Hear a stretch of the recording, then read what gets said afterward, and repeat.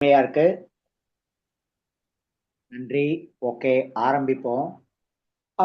ரீசெண்டா நான் ஒரு சர்வே ஒண்ணு பார்த்தேன். அதாவது பிஜிம் அப்படின்னு ஒரு asset management mutual fund company இருக்கு.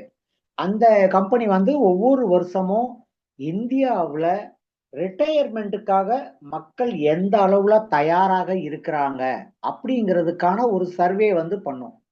அந்த சர்வேயுடைய முடிவு வந்து ரீசெண்டா வந்தது. அதுல பாத்தீங்கன்னா, அந்த சர்வே முடிவுல கிட்டத்தட்ட வெறும் 20% மக்கள் மட்டும்தான் நாங்க எங்களுடைய ரிட்டையர்மெண்ட்டுக்கு தயாராகியிருக்கோம்.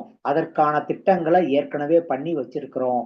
ஓரளவுக்கு நாங்க நிறையவே பண்ணி முடிச்சிட்டோம். அதனால ரிட்டையர்மெண்ட்டுங்கிறதுல எங்களுக்கு எந்த பிரச்சனையும் இருக்காது அப்படின்னு சொன்னவங்க வெறும் 20% தான். மிச்சம் இருக்கிற 80%ல 30% வந்து சார் அறகுறையா நாங்க பண்ணியிருக்கோம் அப்படின்னு சொல்றாங்க. கிட்டத்தட்ட 30ல இருந்து 40% சார் எங்களுக்கு ஓய்வு காலம் இந்த பாருங்க இன்னும் கொஞ்ச நாள்ல வந்துரும் போல இருக்கு. ஆனா நாங்க எந்த இதுவுமே பண்ணிக்கல அப்படிங்கிற மாதிரி ஒரு கவலையான ஒரு முகத்தோட வந்துட்டு கவலையான ஒரு ஒரு எண்ணங்களை பகிர்ந்துகிட்டு இருக்காங்க. அதையெல்லாம் பாக்குறப்ப உண்மையிலேயே கஷ்டமா இருக்கு. இவ்வளவு ஒரு 40% மக்கள் வந்து இன்னும் ஒரு 5-6 வருஷத்துல வந்து ஓய்வு காலம் வந்துரும் போல இருக்கு. ஆனா ஓய்வு காலத்துக்கான எந்த ஒரு தயார் நிலையும் இல்லை அப்படிங்கிறப்ப அவங்க என்ன பண்ண போறாங்கங்கிறப்போ ஒரு ஒரு பதற்றம் வருது பாருங்க. அந்த பதற்றத்துல அவங்க இருக்கிறப்ப ரொம்ப பாவமா இருக்கு. ஏன் இப்படி அவங்க இந்த மாதிரியான ஒரு நிலைமைக்கு ஏன் வந்தாங்க அப்படிங்கிற ஒரு ஒரு ஒரு கேள்வி நமக்கு வந்து வருது. ஆக்சுவலா இந்த கேள்விய நீங்க உங்களுக்குள்ளேயே கேட்டுக்க வேண்டியிருக்கும். ஏன்னா இது வந்து 50 வயதில் கவனிக்க வேண்டிய விஷயங்கள் சொன்னா கூட இந்த மீட்டிங்ல பெருவாரியான ஆட்கள் வந்து 40, 45, 50 வயசுக்கு மேல கூட வந்திருக்கலாம். சில பேர் 60 வயசுக்கு மேல கூட வந்திருக்கலாம். ஆனா இளைஞர்கள் வந்து ரொம்ப கம்மியா தான் வந்திருப்பாங்க. நீங்க எந்த வயசுல இருந்தாலும் சரி, ஒரு 40ல இருந்து 50 வயசுக்குள்ள இருந்தீங்கன்னா, நான் என்னுடைய ரிட்டயர்மென்ட் பீரியட்ல யாரையும் நான் டிபெண்ட் பண்ணாம என்னுடைய பணத்துக்கு நானே செலவு பண்ற மாரியான ஒரு தயார் நிலையில இன்னைக்கு இருக்கேனா? நான் ஏன் அப்படி இல்ல? எது என்னைய அப்படி ஒரு தயார் நிலைமையில கொண்டு போகாம இருக்கு? இனிமேல நான் தயார் நிலைமையில போகணும்னா நான் என்ன பண்ணணும்? இந்த கேள்விகள்லாம் நீங்க கேட்கலன்னு வச்சுக்கங்க. உண்மையிலேயே 60 வயசுக்கு பிறகு நீங்க படுற கஷ்டங்கிறது ரொம்ப ரொம்ப கஷ்டமா இருக்கும். பார்க்கறதுக்கே ரொம்ப கஷ்டமா இருக்கும். அந்த மாதிரியான ஒரு நிலைமை வந்து யாருக்குமே வரக்கூடாது அப்படிங்கிறது தான் வந்து இன்னைக்கு ஒரு நம்மளுடைய எல்லாருடைய பிரார்த்தனையா இருக்கு. ஏன்னா அதாவது கொடிது கொடிது இளமையில் வறுமை அப்படிம்பாங்க ஔவையார். ஆனா கொடிது கொடிது இது முதிய காலத்துல 60 வயசு பிறகு சம்பாதிக்கிறதுக்கான ஒரு தன்மையை இழந்த பிறகு நம்ம கட்டாயமா ஒரு செக்யூரிட்டி வேலைக்கு போறத பார்த்திருப்பீங்களா? எத்தனை பேர் வந்து 60 வயசுல செக்யூரிட்டி வேலைக்கு போவாங்க. ஏன்னா அந்த வயசுல அதையாவது பண்ணி வந்து சம்பாதிக்க வேண்டிய ஒரு கட்டாயத்துல இருப்பாங்க. ஸோ அது மாதிரி என்னென்னமோ ஒரு வேலைகளுக்கெல்லாம் வந்துட்டு ஒரு ஒரு வயசான காலத்துல போக வேண்டியிருக்கு பாருங்க. அந்த ஒரு நிலைமை யாருக்குமே நமக்கு வர வேணாம். ஆனா அந்த நிலைமைய வராம தடுக்கிறதுக்கு அதுக்கான முயற்சி நம்ம கையில தான் இருக்கு. ஓகேயா? கடவுளே என்னைய வந்து கஷ்டப்படுத்தாம பார்த்துக்க அப்படின்னு நம்ம ஆண்டவனை கும்பிடலாம். ஆனா அது வந்து ஒரு நிலைதான்.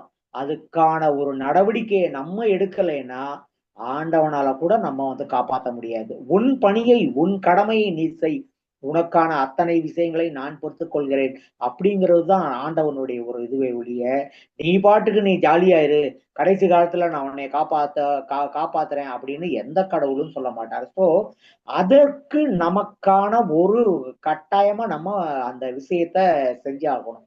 2வது முக்கியமான விஷயம், நம்ம வந்து ஒரு 25 வயசுல வந்து பார்த்தீங்கன்னு வச்சுக்கங்க, 50 வருஷத்துல வரைக்கும், அதாவது அடுத்த 25 வருஷம் வரைக்கும், நமக்கு அந்த ஓய்வு காலம்ங்கிற எண்ணமே வர்றது கிடையாது. அது ஏதோ 25 வருஷம் கழிச்சு வரப்போகுதுப்பா. அத பத்தி ஏன்பா இப்ப கவலைப்படணும்? அப்படிங்கிற மாரியான ஒரு எண்ணத்துல வர்ற காசையெல்லாம் நம்ம செலவழிக்கிறதுல தான் வந்துட்டு இருக்கோம். இன்றைக்கு தான் வாழ்க்கை. இன்றைக்கூட வாழ்க்கை முடிஞ்சு போயிடுது அப்படிங்கிற மாதிரி நினைச்சு எவ்வளவு வருமானம் வருதோ அதையெல்லாம் வந்து நம்ம செலவு பண்றோம். அப்படி இல்லாம ஓய்வு காலம்னு ஒண்ணு இருக்கு. நான் வந்து இன்னைக்கு எனக்கு 25 வருஷம் ஆயிருக்கலாம், 30 வயசு ஆயிருக்கலாம். ஆனா நான் 70 வயசு வரைக்கும் வாழப் போகிறேன் அப்படிங்கிற ஒரு நம்பிக்கை எல்லாருக்குமே இருக்கு. அப்ப அந்த 10 ஆண்டு காலம் நம்ம உழைப்பும் வருமானமும் பெரிய அளவுல நமக்கு இல்லாம போறப்ப நம்ம எப்படி சமாளிக்க போறோம்? எப்படி சமாளிக்க போறோம் அப்படிங்கிற ஒரு கேள்விக்கான பதில் நம்ம எல்லார்கிட்டயும் இருக்கணும். ஸோ அந்த 2 கேள்விகளையும் இருக்கும் பட்சத்துல, நம்ம இது நாள் வரைக்கும் நம்ம வந்து அதுக்கான எந்த முயற்சியும் எடுக்கலைன்னாலும் பரவால்ல.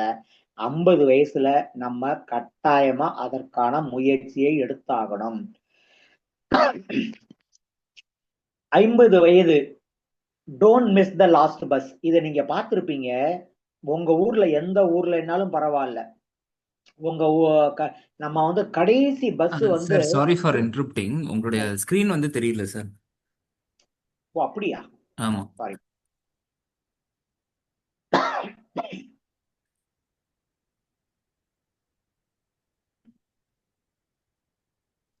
ஒரே நிமிஷம்.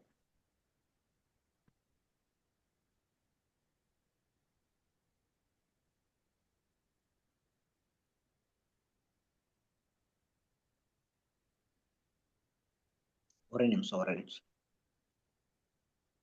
சோ நீங்க ஷேர் பண்ணிருவீங்களா? ஒரே நிமிஷம், நான் ஷேர் பண்றேன். சாரி. நீங்க ஸ்பீச் கன்டினியூ பண்ணுங்க, நான் அப்படியே ஷேர் பண்றேன். Okay, okay. சோ நீங்க எந்த ஊர்ல வேணாலும் இருக்கலாம். அந்த ஊர்ல பாத்தீங்கன்னு வச்சுக்கங்க, கடைசி நேரத்துல பஸ்ஸுங்கிறது நமக்கு வந்து ஒரு முக்கியமான ஒரு இதா இருக்கும். இல்லையா? அந்த கடைசி நேர பஸ்ஸ நம்ம தவற விட்டோம்னு வச்சுக்கங்க, 10:30 மணிக்கு இருக்கலாம் சில ஊர்ல.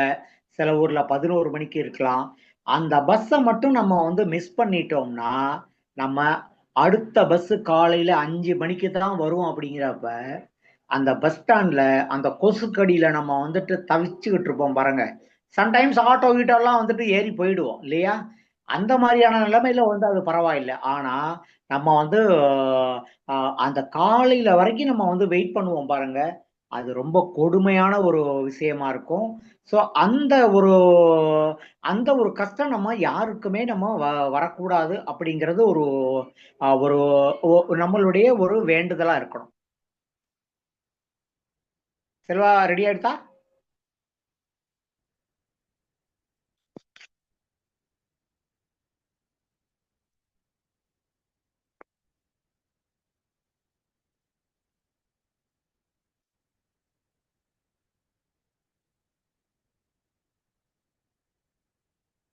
பிரசன்டேஷன் எல்லாருக்கும் தெரியுது.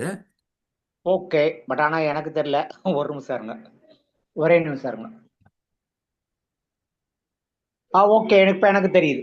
ஓகே. சரி. Good, good, good. Okay. So இப்போ இந்த லாஸ்ட் பஸ் அப்படிங்கிறது வந்துட்டு இருக்கு பாருங்க. அது ரொம்ப அத நம்ம வந்து எப்பவுமே நம்ம வந்து தவற விடக்கூடாது. அந்த பஸ்ஸ வந்து எப்பவுமே தவற விடக்கூடாது. ஸோ அதே மாதிரி அந்த லாஸ்ட் பஸ்ஸ தவற விடாம இருக்கணும் அப்படின்னா நம்ம என்ன பண்ணணும்? அதுக்கான ஒரு தயாரிப்பு நம்ம கையில வந்துட்டு கட்டாயமா வந்து இருக்கணும். அது இருந்தா மட்டும்தான் நம்மளால வந்து ஒரு கரெக்டான ஒரு இத வந்து பண்ண முடியும். அதுக்கு என்ன பண்ணணும் அப்படிங்கிறப்ப வந்து நமக்கு பல விஷயங்கள் வந்து வருது. நம்ம என்ன பண்றோம்? இப்ப 20, 25 வயசுல நம்ம சம்பாதிக்க ஆரம்பிக்கிறோம். கல்யாணம் பண்றோம். குழந்தைகள் பெத்துக்கிறோம். குழந்தைகளுக்காக நெறைய செலவு பண்றோம். அவங்களுடைய எஜுகேஷன் இருக்கு. அவங்களுடைய கல்யாணம் இருக்கு. ஸோ இதெல்லாம் நம்ம வந்து பண்றோம். நடுவுல வந்து கொஞ்சம் ஆ ஒரு ஒரு வீடு கட்டுறோம். அல்லது வந்து கொஞ்சம் ஒரு குழந்தைகளுக்கோ, ஒய்ஃபுக்கோ நமக்கு வந்து நமக்கு தேவையான நகை நட்டுகள வாங்குறோம். எல்லாமே வந்து பண்றோம். ஆனா, நம்ம ஓய்வு காலத்துக்கு அப்படின்னு சேர்த்து வைக்காம இருக்கிறதுக்கு என்ன நினைக்கிறோம் அப்படின்னா, எனக்கு 2 பசங்க இருக்காங்கப்பா. 2 பையங்களும் ஆம்பளைங்க. சிங்கம் மாரி என்னைய பார்த்துக்குவாங்க.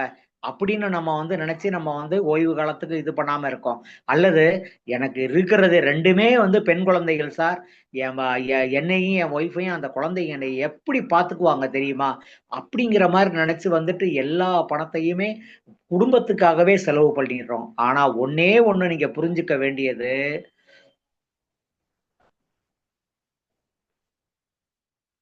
ஹலோ, சார் பேசுறது கேக்குது, நீங்க பேசலாம். ஓகே, நீங்க ஒண்ணே ஒண்ணு புரிஞ்சுக்க வேண்டியது, உங்களுடைய குழந்தைகள் உங்களுடைய ஓய்வு காலத்துக்கான சொல்யூஷன் இல்ல, தீர்வு இல்லை. நான் வந்து என்னுடைய குழந்தை என்னைய பாத்துக்குவான் அப்படின்னு நினைக்கிறது, அந்த எதிர்பார்ப்புங்கிறது ஒரு காலம் வரைக்கும் சரி.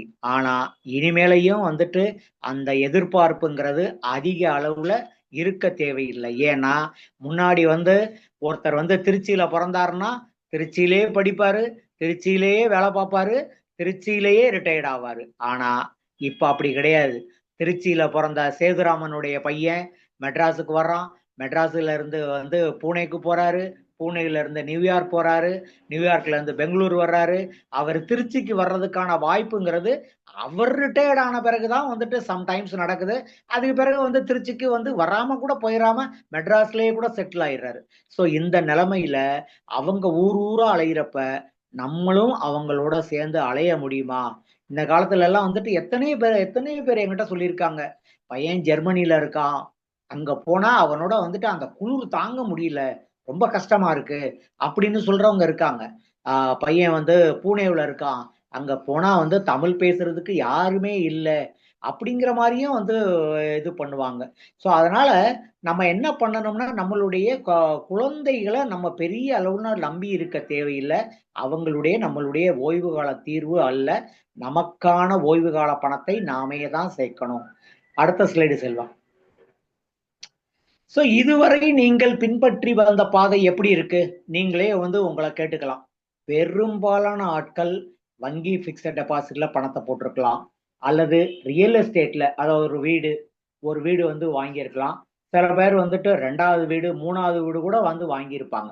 ஸோ அப்படி வாங்குறப்ப என்ன ஆகுதுன்னா வந்துட்டு உங்களுடைய மொத்த பணம் ரியல் எஸ்டேட்ல போய் வந்து தங்கிருது. இன்னும் சில பேர் என்ன பண்ணியிருப்பாங்க, தங்கம் மாதிரியான விஷயங்கள்ல நிறைய வந்துட்டு வாங்கியிருக்கலாம். இது எல்லாம் சரியான விஷயம்தான். ஆனா எல்லா பணத்தையும் வந்து இது மாதிரியான இதுலயே வந்து வச்சிருந்தீங்கன்னா உங்களுக்கு பணவீக்கத்தை தாண்டிய ஒரு வருமானம் கிடைக்குமா அப்படிங்கிறது வந்துட்டு ஒரு கேள்விக்குறிதான். தங்கம் வந்து கடந்த ஒரு வருஷத்துல அதிகமான ரிட்டர்ன் கிடைச்சிருக்கு. ஆனா 40 வருஷம் கழிச்சுதான் அந்த ரிட்டர்ன் கிடைச்சிருக்கு.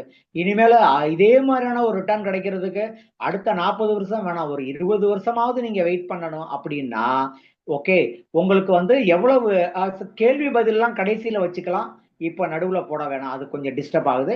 கேள்வி பதில் கேள்விகள் உங்களுக்கு கடைசியில போட்டுக்கோங்க. ஸோ தங்கம்ங்கிறதெல்லாம் வந்துட்டு இது ஒரு ஃபெனாமினல் ரிட்டர்னுங்கிறது அடுத்து எப்ப கிடைக்கும் அப்படிங்கிறத நம்ம வெயிட் பண்ணி தான் பார்க்கணும். இதுவரைக்கும் நீங்க மியூச்சுவல் ஃபண்ட முதலீடு செய்யல அப்படின்னா நீங்க நீங்க வந்து ஒரு சாரி அப்படின்னு சொல்ல வேண்டிய நிலைமையில தான் இருப்பீங்க. நீங்க இனிமேலையாவது அதை தாண்டி போகல அப்படின்னா நீங்க ரொம்பவும் கஷ்டப்படுவீங்க, நஷ்டப்படுவீங்க, பின்னாடி வருத்தப்படுவீங்க. அதனால இனிமேலையாவது வங்கி பிக்ஸட் டெபாசிட் இருக்கட்டும், ரியல் எஸ்டேட் இருக்கட்டும், தங்கம் இருக்கட்டும், மியூச்சுவல் ஃபண்ட் முதலீட்டையும் நீங்க வந்து இது தேடி போறது காலத்தின் கட்டாயம். அடுத்து அடுத்து செல்வம்.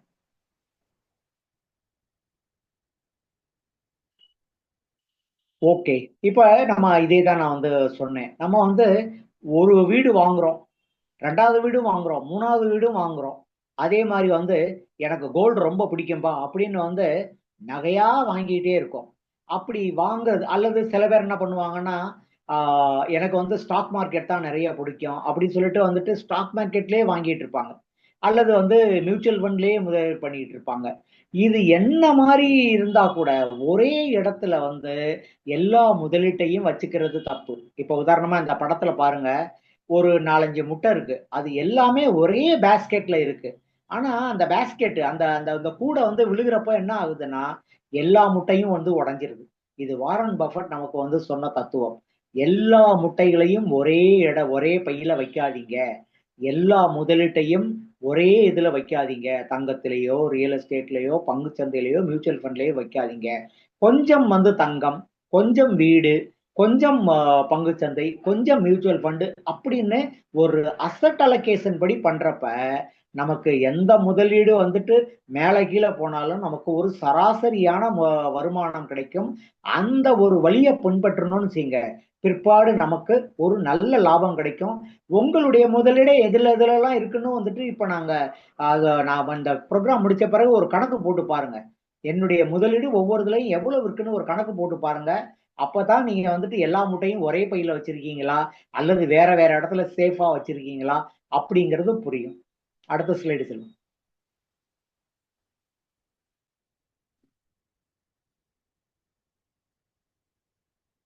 சோ நம்ம பார்த்தோம்.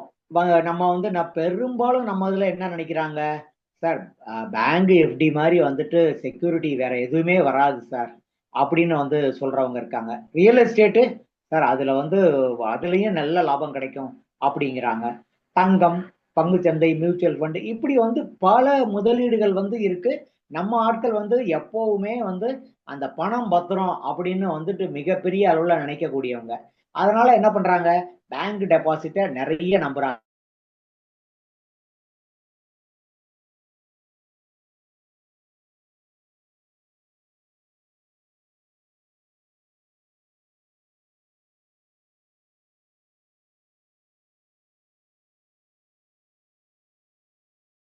இது பண்ணணுமா அப்படிங்கிறத வந்து நம்ம பார்க்கணும். ஓகேயா? சோ அதுக்கு பிறகு ரியல் எஸ்டேட். ரியல் எஸ்டேட்டுங்கிறது வந்து பாத்தீங்கன்னா முதலீடு செய்யறதுன்னா ரொம்ப அதிகம். இந்த காலத்துல வந்துட்டு ஒரு வீடு வாங்கணும் தமிழ்நாட்டுல எந்த இடத்துல எந்த ஊர்ல வீடு வாங்கணும்னா கூட குறைஞ்சபட்சம் 50 லட்சம் ரூபாய் இல்லாம ஒரு வீடே நீங்க வந்து வாங்க முடியாது. அதே இவ்வளவு செலவு பண்ண பிறகும் அதுல என்ன வருமானம் கிடைக்கும் அப்படின்னு பார்த்தா ரொம்ப ரொம்ப கம்மியா தான் இப்ப கிடைச்சுக்கிட்டு இருக்கு. எனக்கு வந்து பெரிய அளவுல லாபம் கிடைச்சது சார் ரியல் எஸ்டேட்ல அப்படின்னு சொன்னது ஒரு காலம். ஆனா இன்னைக்கு வந்து பாத்தீங்கன்னா ரியல் எஸ்டேட்டுங்கிறது ஒரு செல்லர் மார்க்கெட். அதாவது 10 பேர்ல 6 பேர் விக்கிறதுக்கு தயாரா இருக்கான், 4 பேர் தான் வாங்குறதுக்கு தயாரா இருக்கான். சோ அது இந்த செல்லர் மார்க்கெட்ல நம்ம ரியல் எஸ்டேட்டையும் இனிமே அடுத்து போகணுமா அப்படிங்கிறதையும் பார்க்கணும். தங்கம் பத்தி ஏற்கனவே நான் சொன்னேன். 40 வருஷத்துக்கு பிறகுதான் வந்துட்டு மிகப்பெரிய லாபம் கொடுத்திருக்கு. இதே மாதிரியான லாபம் அடுத்தடுத்த வருஷங்கள்ல கிடைக்குமா? சொல்ல முடியாது. லாபம் குறையலாம், கிடைக்காமலும் போகலாம். பங்குச்சந்தை. பங்குச்சந்தையில நம்ம என்னன்னா வந்துட்டு நம்ம கார நாமளே ஓட்டுற மாதிரி. நம்ம கார நாமளே ஓட்டணும்னா கார் ஓட்ட தெரியணும்.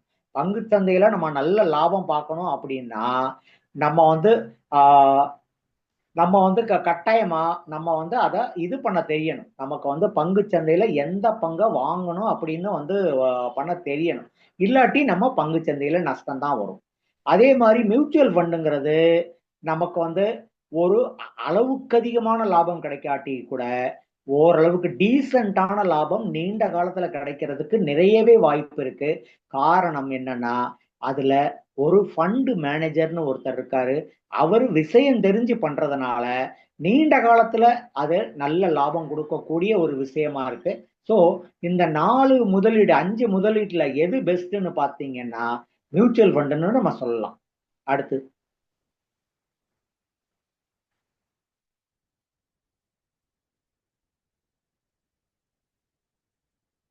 ஸோ பங்குச்சந்தை, மியூச்சுவல் ஃபண்ட் இந்த 2மே எதுன்னு நம்ம வந்து சொன்னோம். நான் ஏற்கனவே உங்களுக்கு நான் வந்து சொன்னேன். உங்க கார சில பேர்லாம் கேட்பாங்க, "சார் இந்த மியூச்சுவல் ஃபண்டுன்னா எனக்கு சுத்தமா ஒண்ணுமே தெரியாது சார். எனக்கு அந்த நாலேட்ஜே இல்ல சார்" அப்படிம்பாங்க. இத புரிஞ்சுக்கிறது ரொம்ப ரொம்ப ரொம்ப கஷ்டம். ஏன்னா பங்குச்சந்தைங்கிறது இன்னைக்கு பெருவாரியான நபர்கள் வந்து அ தெரிஞ்சு வச்சிருக்காங்க. அதுல வந்து டிமேட் வச்சுக்காம இருக்கலாம். அத வந்து பங்குகள் வாங்காம இருக்கலாம். ஆனா பங்குச்சந்தை ஏறியது, பங்குச்சந்தை இறங்கியது அப்படிங்கிறத நமக்கு நிறைய நியூஸ்ல படிக்கிறோம். இன்ஃபோசிஸ், டிசிஎஸ், அது பிறகு வந்து இந்தியன் பேங்க், இந்தியன் ஓவர்சீஸ் பேங்க்ன்னு நிறைய பங்குகள் இருக்கு. அதுல நம்ம வாங்கலாம், விக்கலாம் அப்படிங்கிறத ஒரு அடிப்படை புரிதல் வந்து எல்லாருக்குமே இருக்கு. அதனால அந்த பங்குச்சந்தைன்னா என்னங்கிறது நமக்கு தெரியும். அந்த பங்குச் சந்தையில இன்டைரக்டா அதாவது சுத்தி வளைச்சு பண்றது தான் மியூச்சுவல் ஃபண்ட். இப்ப பங்குச்சந்தை வந்து ஒரு கார்ன்னு வச்சுக்கோங்க. அந்த ஒரு காரை நீங்களே ஓட்டுறது தான் வந்துட்டு பங்குச்சந்தை. ஒரு டிரைவரை வச்சு ஓட்டுறப்ப மியூச்சுவல் ஃபண்டு. ஏன்னா நம்ம வந்து பங்கு சந்தையில முதலீடு பண்றோம். ஆனா நாமளே முதலீடு பண்றது கிடையாது. ஒரு டிரைவ் ஒரு ஒரு ஒரு ஃபண்ட் மேனேஜர் வச்சு முதலீடு பண்றோம். அதனால அந்த டிரைவர் வந்து கார் ஓட்டுறப்ப ஆக்சிடென்ட் நடக்கிறதுக்கான வாய்ப்பு குறைவு. ஆக்சிடென்டே நடக்காதுன்னுலாம் சொல்ல முடியாது. டிரைவர் ஓட்டினாலும் ஆக்சிடென்ட் நடக்கிறதுக்கான வாய்ப்பு இருக்கு. ஆனா வாய்ப்பு மிக மிக குறைவு. ஒரு டிரைவர் வந்து 10 முறைக்கு 9 முறை ஆக்சிடென்ட் பண்றாருன்னு வச்சுங்க, அவரை வேலையை விட்டு தான் அனுப்பிடுவாங்க. ஓகேயா? அதே மாதிரி தான் ஒரு மியூச்சுவல் ஃபண்டு மேனேஜர்ங்கிறவர் மிக குறைவான வருமானத்தை கொடுக்கும் போது, அவர் நடத்தும் திட்டத்துல யாருமே சேர மாட்டாங்க. ஸோ அப்போ வந்து அது அவருக்கு ஒரு வேலை இல்லாம போகும். ஸோ எந்த திட்டம் பெஸ்ட்டான திட்டம், எந்த மியூச்சுவல் ஃபண்ட் மேனேஜர் பெஸ்ட்டான மேனேஜர் அப்படிங்கிறத பார்த்து இது பண்றப்ப, மியூச்சுவல் ஃபண்ட்ல நல்ல லாபம் கிடைக்குது. ஸோ நீங்க வந்து ப மியூச்சுவல் ஃபண்ட பத்தி எனக்கு தெரியாது சார்ன்னு சொல்லவே இனிமே தேவையில்ல. பங்கு சந்தையில ஒரு ஃபண்ட் மேனேஜர் மூலமா நான் பண்றேன். அதுதான் மியூச்சுவல் ஃபண்ட் அப்படின்னு ஒரே ஒரு வரியில சொல்லிட்டு நீங்க போயிட்டே இருக்கலாம். ஓகேயா? அடுத்து. ஸோ மியூச்சுவல் ஃபண்டுங்கிறது வந்துட்டு எப்படி செயல்படுது சார் அப்படின்னா ரொம்ப ரொம்ப சிம்பிள். ஓகேயா? முதலீட்டாளர்கிட்ட இருந்து பணம் எடுப்பாங்க. இப்ப நீங்க வந்து நீங்க நீங்க ஒரு முதலீட்டாளர், நான் ஒரு முதலீட்டாளர். இந்த மீட்டிங்ல வந்திருக்கிற 155 பேரும் முதலீட்டாளர்கள்னு வச்சுக்கங்க. ஆளுக்கு 5000, 10,000ன்னு வந்து போடுறோம் இல்லையா? அத நம்ம அந்த ஃபண்ட் மேனேஜர்ட்ட குடுப்போம். இந்த ஃபண்ட் மேனேஜர் என்ன பண்ணுவாரு? எந்த பங்குல வாங்கணும்? ஏன் வாங்கணும்? எதுக்கு வாங்கணும்? எவ்வளவு நாள் இத வச்சிருக்கணும்? எந்த விலையில வாங்கணும்? எந்த விலையில விக்கணும்? அப்படிங்கிறதெல்லாம் கம்ப்ளீட்டா. ஏன்னா அவர் ஒத்த ஆள் கிடையாது. அவர்கிட்ட இருக்கிறது வந்துட்டு ஒரு டீம் ஆஃப் அனலிஸ்ட்கள் இருப்பாங்க. அவங்க ஒவ்வொருத்தரும் ஒவ்வொரு விதமான பங்குகளை எடுத்து அனலைஸ் பண்ணி, அதுல வந்து முடிவு செஞ்சு அந்த அந்த பங்குகள்ல வந்து பணம் போடுவாங்க. அந்த பங்குல முதலீடு செய்றப்ப, அந்த முதலீடு வளரும். அந்த முதலீட்டு வளர்ந்து அதுல நமக்கு லாபம் கிடைக்கும். அந்த லாபம் திரும்பவும் முதலீட்டாளருக்கு வந்து சேரும். இதுதான் மியூச்சுவல் ஃபண்ட். இதுல வந்து ஒண்ணும் இதுல புரிஞ்சுக்கிறதுக்கு ஒண்ணும் பெரிய விஷயமே கிடையாது. ஃபண்ட் மேனேஜர்ட்ட பணம் குடுக்குறோம். அவர் வந்து பங்கு சந்தையில பங்குகள் வாங்குறாரு. அதுல லாபம் கிடைக்குது. அது நம்ம முதலீட்டாளருக்கு திரும்ப வருது. சார் அது ம ஃபண்ட் மேனேஜர் போட்டா வந்து லாபம் தான் வருமா? அப்படின்னு கேட்டா, சம்டைம்ஸ் நஷ்டமும் வரும். ஓகேயா?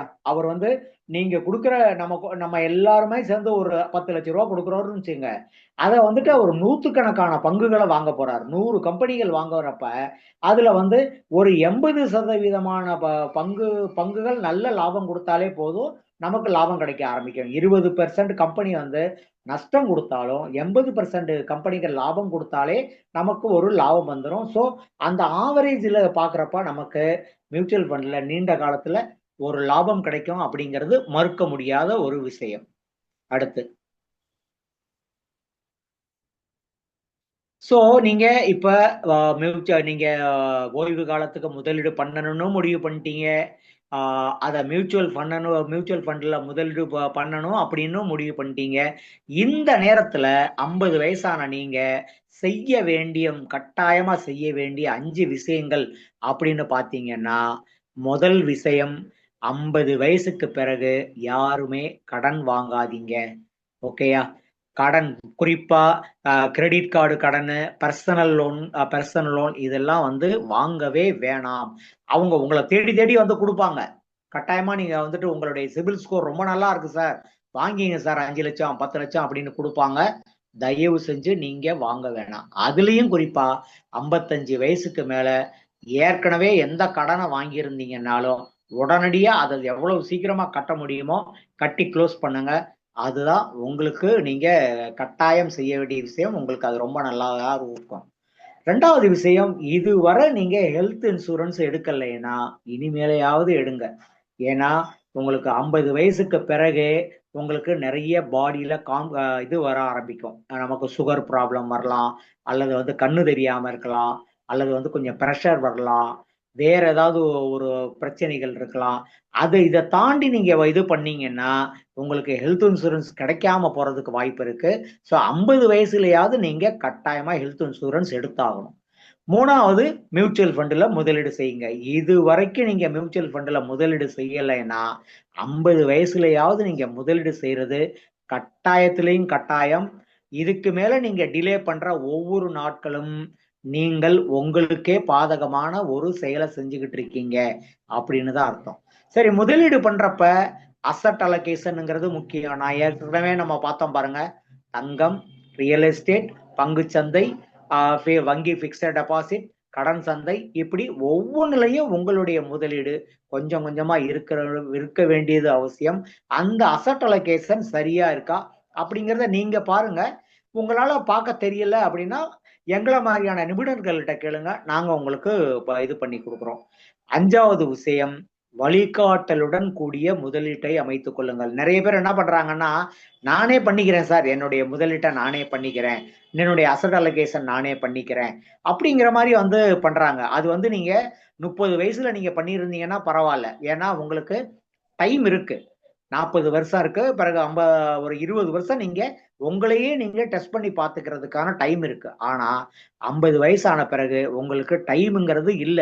அடுத்த 10 வருஷத்துல உங்களுக்கான பணத்தை சேர்க்கலைன்னா நீங்க கஷ்டப்படுவீங்க. அந்த நேரத்துல இது மாதிரியான பரிசோதனை முயற்சிகள்லாம் வேணாம். இப்போ 50 வயசுக்கு பிறகு ஆரம்பிக்கிறப்பயே வந்து யார்கிட்டயாவது ஒரு நல்ல விஷயம் தெரிஞ்சவங்கள்ட்ட போயிட்டு, சார் என் முதலீட்டை நான் எப்படி அமைச்சுக்கணும், என்னுடைய ஓய்வு காலத்துக்கு எவ்வளவு பணம் தேவைப்படும், அதை நான் எப்படி சம்பாதிக்கணும், எப்படி சேர்க்கணும் அப்படிங்கிறதுக்கான ஒரு அட்வைஸை கட்டாயமா வாங்கிங்க. ஓகே, அடுத்த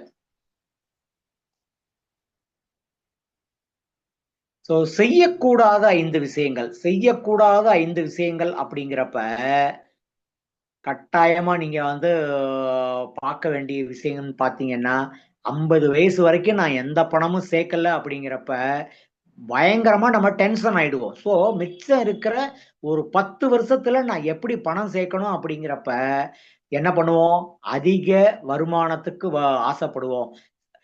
யாராவது வந்து, சார் ஒரு 10,00,000 கொடுங்க சார், நான் மாசம் மாசம் 1,00,000 கொடுக்குறேன், அதே மாதிரி 10 மாசம் கழிச்சு 10,00,000 நான் கொடுத்துட்றேன் அப்படின்னா நமக்கு நம்ப தோணும்.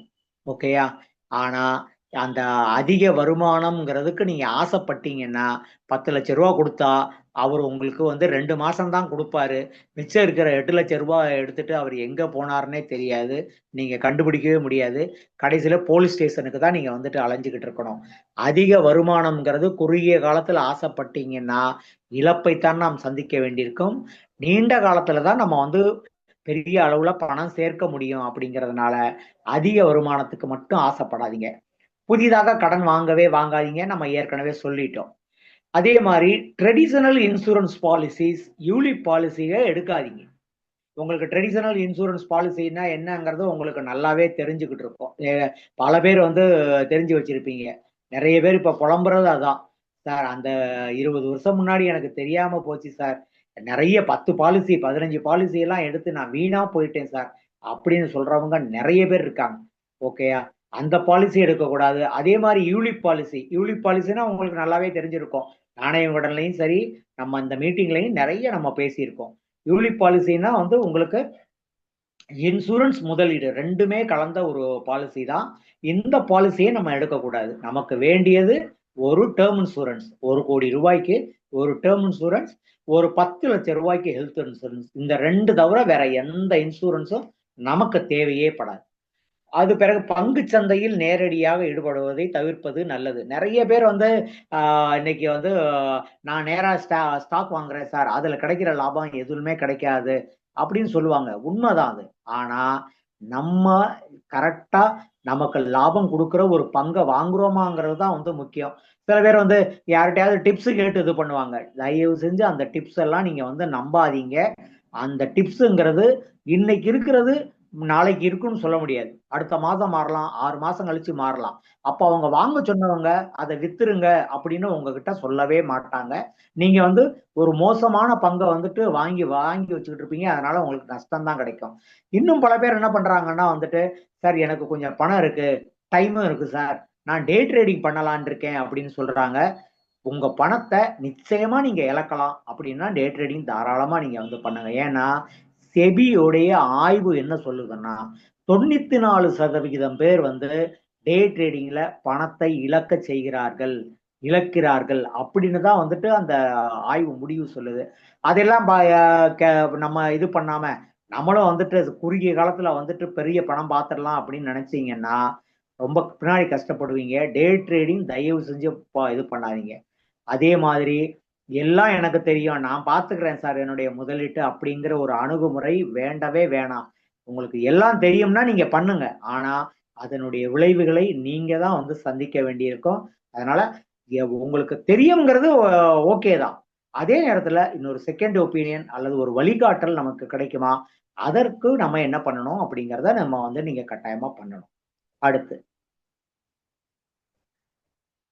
ஸோ நம்ம வந்து மியூச்சுவல் ஃபண்ட் முதலீடு அப்படின்னு வந்துட்டு வந்துட்டோம். மியூச்சுவல் ஃபண்ட் முதலீடு வந்து 50 வயதுக்கு மேற்பட்டவர்கள் ஒரு 10 வருஷம் எஸ்ஐபி அப்படிங்கிற ஒரு விஷயத்த நம்ம பண்ணலாம். அதுல ஒண்ணும் தப்பு கிடையாது. ஆனா 50 வயசுல இருக்கிறவங்களுக்கு பெரும்பாலும் ஒரு வங்கியிலயோ அல்லது வேற இடங்கள்லயோ ஒரு 5 லட்சமோ 10 லட்சமோ இருக்கும் கட்டாயமா.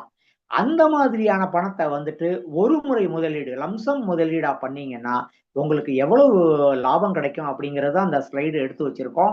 இந்த ஸ்லைடை நீங்க எல்லாருமே வந்து கூட ஒரு போட்டோ எடுத்துக்கலாம். ஏன்னா 50 வயசுல நீங்க உங்ககிட்ட 10 லட்சம் தான் இருக்கு அப்படின்னா நீங்க அந்த 10 லட்சத்தை ஒரு 10 வருஷத்துக்கு வந்துட்டு முதலீடு பண்ணி வச்சிருக்கும் பட்சத்துல அது உங்களுக்கு 12% ரிட்டர்ன்ல 31 லட்சமா கிடைக்கும். 14% உங்களுக்கு ரிட்டர்ன் கிடைச்சதுன்னா 40 லட்சம் ரூபாய் கிடைக்கும். அதே மாதிரி 20 லட்சம் இருந்ததுன்னா 62 லட்சம் ரூபாய் கிடைக்கும். 14% ரிட்டர்ன்ல 80 லட்சம் ரூபாய் கிடைக்கும். ஸோ 50 லட்சம் ரூபாய் நான் இன்னைக்கு பண்ணிடுறேன் சார், எனக்கு எவ்வளவு சார் கிடைக்கும் அப்படின்னு கேட்டீங்கன்னா 10 வருஷத்துல 12% ரிட்டர்ன்ல 1,55,00,000 ரூபாய் கிடைக்கும். 14% ரிட்டர்ன்ல 2,02,00,000 ரூபாய் வந்து கிடைக்கும். ஸோ உங்ககிட்ட இப்ப எவ்வளவு பணம் இருந்தாலும் மொத்தமா முதலீடு பண்ண முடியும்னா தாராளமா முதலீடு பண்ணுங்க. அது 10 லட்சமோ 20 லட்சமோ எவ்வளவு இருக்கோ நீங்க வந்து பண்ணுங்க. இந்த பணத்தை நீங்க வந்து மிக குறுகிய காலத்துல இவ்வளவு பணத்தை நீங்க சேர்க்கறதுக்கான வாய்ப்பு இருக்கு. அடுத்து மொத்த முதலீடு ஒரு பக்கம் இருக்கட்டும் சார். என்கிட்ட ஒரு 10 லட்சம் இருக்கு, 20 லட்சம் இருக்கு, அது எவ்வளவு தொகை கிடைக்கும் அப்படிங்கறத நான் ஏற்கனவே சொல்லிட்டேன். இந்த இந்த மிச்சம் இருக்கிற ஒரு 10 வருஷத்துல நான் எஸ்ஐபியும் பண்ண ஆரம்பிக்கிறேன் சார். 51வது வருஷத்துல இருந்து மாசம் 10,000 ரூபாய் போட ஆரம்பிக்கிறேன் சார் அப்படின்னா கிட்டத்தட்ட ஒரு 10 வருஷத்துல நீங்க வந்து 12 லட்சம் ரூபாய் நீங்க வந்து முதலீடு பண்ணியிருப்பீங்க. 12% வருமானத்துல 22 லட்சம் ரூபாய் உங்களுக்கு கிடைக்கும். 14%ல 26 லட்சம் ரூபாய் கிடைக்கும். சார் 20,000 கூட என்னால பண்ண முடியும் அப்படின்னா உங்களுக்கு 12% வருமானத்துல 44 லட்சமோ 14% வருமானத்துல 49 லட்சமும் கிடைக்கும். ஸோ இதை நீங்க ஒரு ஸ்கிரீன்ஷாட் எடுத்து வச்சுக்கலாம். ஏன்னா இதை நம்ம வந்துட்டு நம்ம வேகமா போறப்ப நம்ம வந்துட்டு இது நமக்கு புரியாது. ஸோ நம்ம கொஞ்சம் நிதானமா இதை பார்க்கணும் அப்படிங்கிறப்ப இதை வந்துட்டு என்னால வந்து 20,000 நான் வந்து பண்ண முடியும் அப்படிங்கிறப்ப நான் வந்து ஒரு 49 லட்சம் என்னால சேர்க்க முடியுமே, அதை ஏன் நான் வந்து யோசிக்க கூடாது? ஒரு பக்கம் 10 லட்சம் ரூபாய் நான் போட்டேன், அது கிடைக்கிற ஒரு தொகை இருக்கட்டும். அது போக 10,000மோ 20,000மோ நான் பண்ணேன்னா அதுல இருந்து வர தொகையும் கிடைக்குமே. சோ 1,00,00,000 ரூபாய் என்னால சேர்க்க முடியும் போல இருக்கே அப்படிங்கிற ஒரு நம்பிக்கையும் ஒரு வழிகாட்டலும் தான் இந்த ஸ்லைடு மூலமா நாங்க உங்களுக்கு சொல்றோம். ஓகேயா? சோ அதனால நீங்க அடுத்த Selva.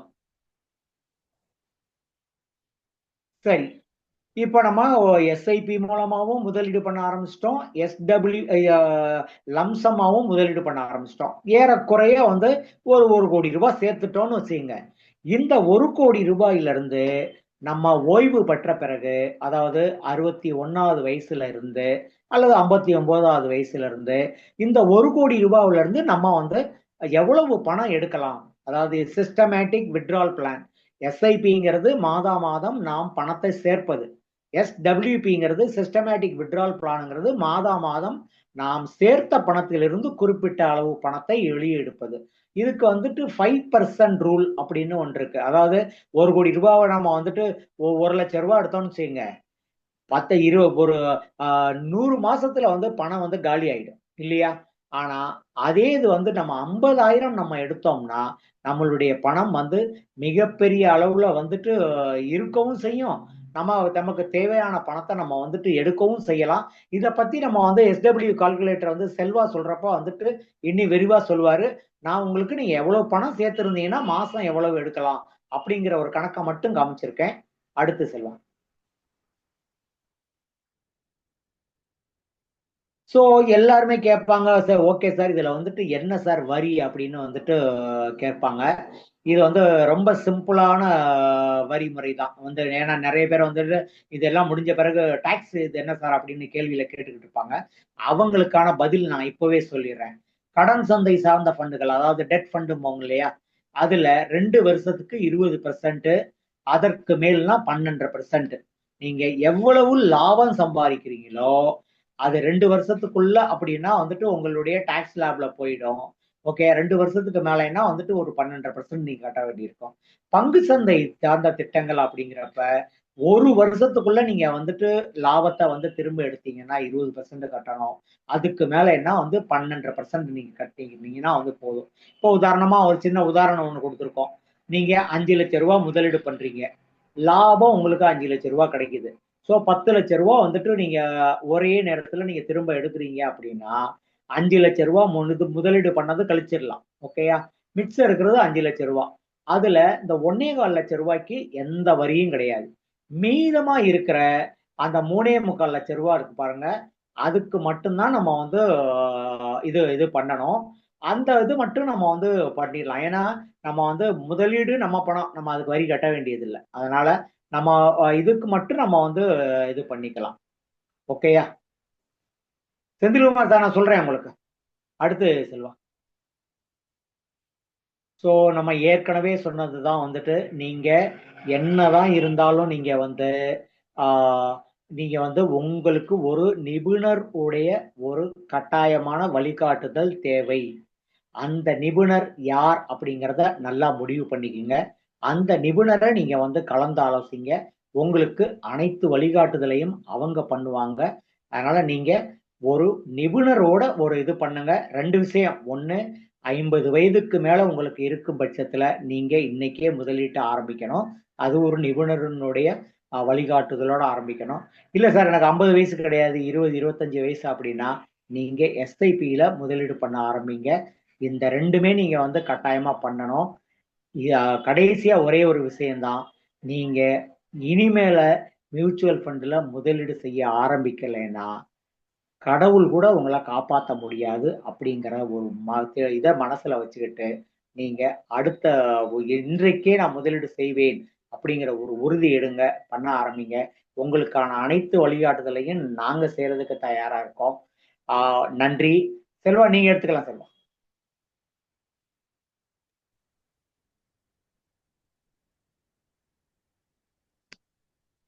Sir thank you so much. So ஒரு ஒரு பேசிக்கான ஒரு ஓவர்வியூ வந்து கொடுத்துருக்கீங்க. ஸோ நிறைய பேருக்கு ஒரு இந்த கேல்குலேஷன்ஸ் பார்த்ததுக்கு அப்புறமே எந்த அளவுக்கு நம்ம எஸ்ஐபி அண்ட் எஸ்டபிள்பி போட்டு நம்ம பண்ணலாம் அப்படின்றத நம்ம வந்து தெரிஞ்சிருக்கலாம். இப்போ இந்த ரிட்டையர்மெண்ட் கேல்குலேட்டர் அண்ட் அந்த எஸ்டபிள்பி கேல்குலேட்டர் நம்ம வந்து பார்க்கலாம். இந்த கேல்குலேட்டர்ஸ் இன்னைக்கு நிகழ்ச்சியில் கலந்து கொள்ளும் எல்லாருக்கும் நாங்கள் வந்து அனுப்புகிறோம். பட் இறுதி வரை வெயிட் பண்ணுங்க. ஒரு ஃபீட்பேக் ஃபார்ம் போடுவோம். அந்த ஃபீட்பேக் ஃபார்மில் நீங்கள் ஃபீட்பேக் கொடுக்குறவங்களுக்கு, இமெயில் ஐடி கொடுக்குறவங்களுக்கு இந்த இமெயில் மூலியமாக நாங்கள் வந்து அனுப்புகிறோம்.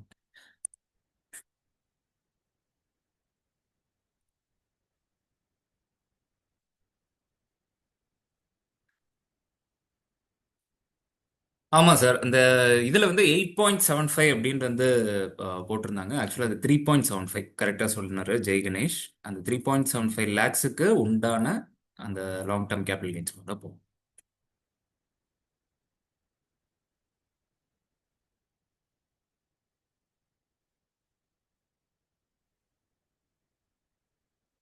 சரி, என்னுடைய ஸ்க்ரீன் உங்கள் எல்லாருக்கும் தெரியும் அப்படின்னு நான் வந்து நினைக்கிறேன்.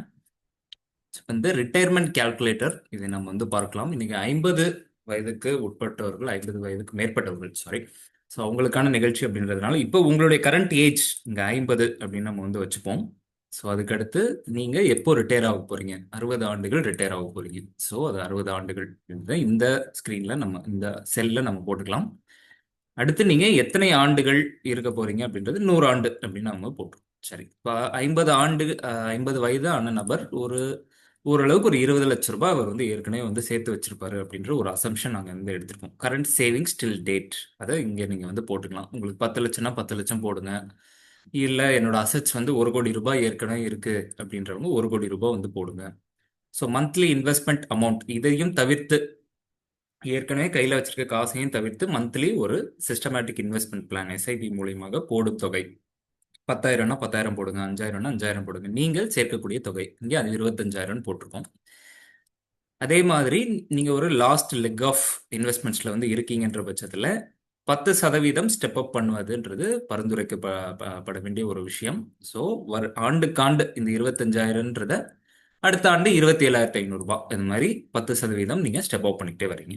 இந்த ரிட்டர்ன் ஆன் இன்வெஸ்ட்மெண்ட் இதை என்னவாக எடுத்திருக்கோம் அப்படின்னா 12% நம்ம அசியூம் பண்றோம். 10 வருஷம் அப்படின்ற சமயத்துல 50ல இருந்து 60 வயசு வரைக்கும் இன்வெஸ்ட் பண்ண போறோம்ன்ற சமயத்துல 12% ஈக்விட்டியில வந்து ரிட்டர்ன்ஸ் கிடைக்கும் அப்படின்றத ஒரு அனுமானமாக நம்ம எடுத்துக்கணும். இதுக்கு அடுத்து கேபிட்டல் கெயின்ஸ் டேக்ஸ், நாங்கள் முன்னாடியே சொன்னோம் 12% is long term capital gains for mutual funds.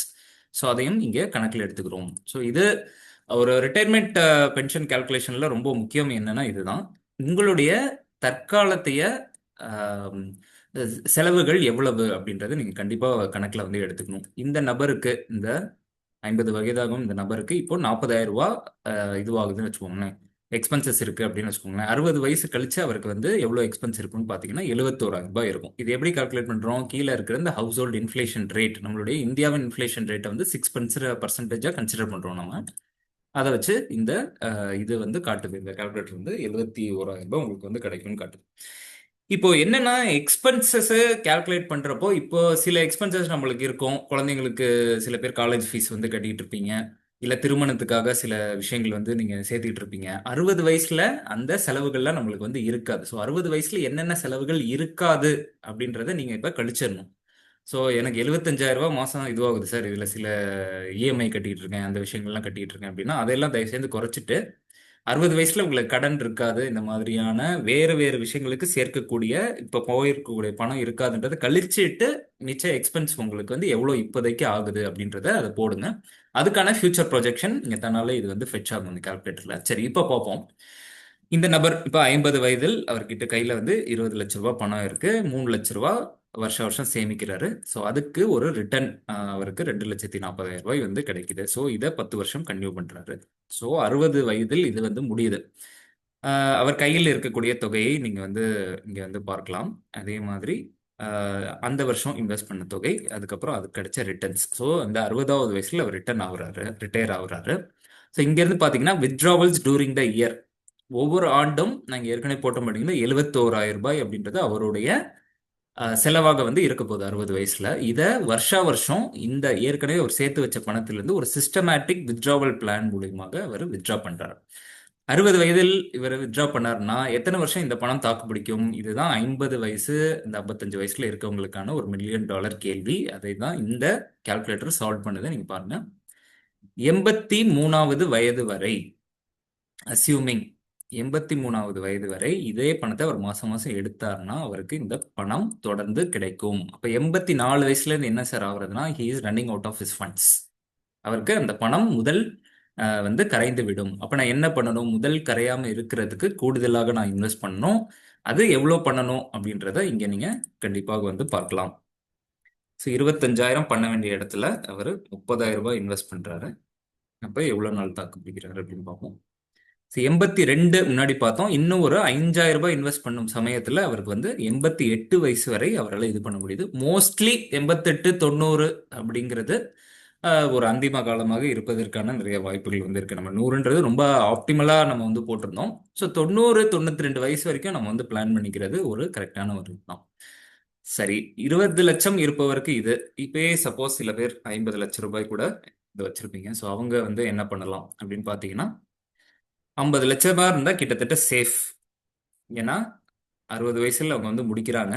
கிட்டத்தட்ட அதே 40,000 ரூபாய் இதுன்ற பட்சத்துல 100 வயதை தாண்டியும் அவங்களோட கார்பஸ் அப்படியே வந்து இருக்கு. நீ பாருங்க, 100 வயதில் யுவர் டெட் அப்படின்றது இந்த இடத்துல காட்டுது. பட் ஸ்டில் அந்த கார்பஸ் வந்து தொடர்ந்து போயிட்டே இருக்கு. ஸோ ஜென்ரேஷனல் வெல்த் கிரியேட் பண்றவங்க இந்த மாதிரி தான் பண்றாங்க. ஸோ இந்த கால்குலேட்டர் உங்க எல்லாருக்கும் அனுப்புறோம். நீங்க எந்தெந்த விதமாக நீங்க வந்து அதை போட்டு பார்க்கலாம். இப்போ உங்களுடைய இப்ப ஒரு வீடு இருக்கு, ஒரு நகை இருக்கு, அது இருக்கு அப்படின்லாம் அந்த அசட்ஸ் எல்லாம் சேர்த்து இந்த இதுல போடுங்க, current savings till date. But liquidate பண்றது கஷ்டமான அசட்ஸை வந்து மோஸ்ட்லி இந்த இடத்துல வந்து போட வேணாம். ஏன்னா வீடுன்றது ஒரு பாதுகாப்பு, இது கண்டிப்பாக வந்து இருக்க வேண்டியது. அதுவும் முதுமையில் வீடுன்றது ரொம்ப ரொம்ப முக்கியம். ஏன்னா போய் வாடகை வீடுலாம் தேடி அலைஞ்சிக்கிட்டு இருக்க முடியாது நம்ம. அப்படின்ற பட்சத்துல அந்த லிக்விடேட் பண்ண முடியாத அந்த அசட்ஸை இங்க நீங்க வந்து போட தேவையில்லை. எவ்வளோ எஸ்ஐபி போடலான்றத இங்கே நீங்கள் வந்து பாருங்க. அதே மாதிரி 10% சேவிங்ஸ், அதோட அதிகமாக கூட பண்ண முடியுது. சில பிஸ்னஸ்மேன்ஸ்லாம் இருக்காங்க, எங்களால் வந்து அதிகமாக பண்ண முடியும்னா அதையும் பண்ணுங்க. சரி, இது ஒரு இது வந்து பார்த்துட்டோம்.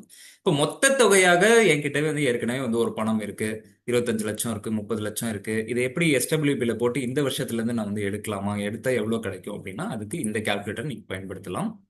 This is passive income calculator. சரி, இதுலயும் அந்த 20 லட்சம் அந்த ஒரு அனுமானத்தையும் நம்ம வந்து எடுத்துக்கலாம்.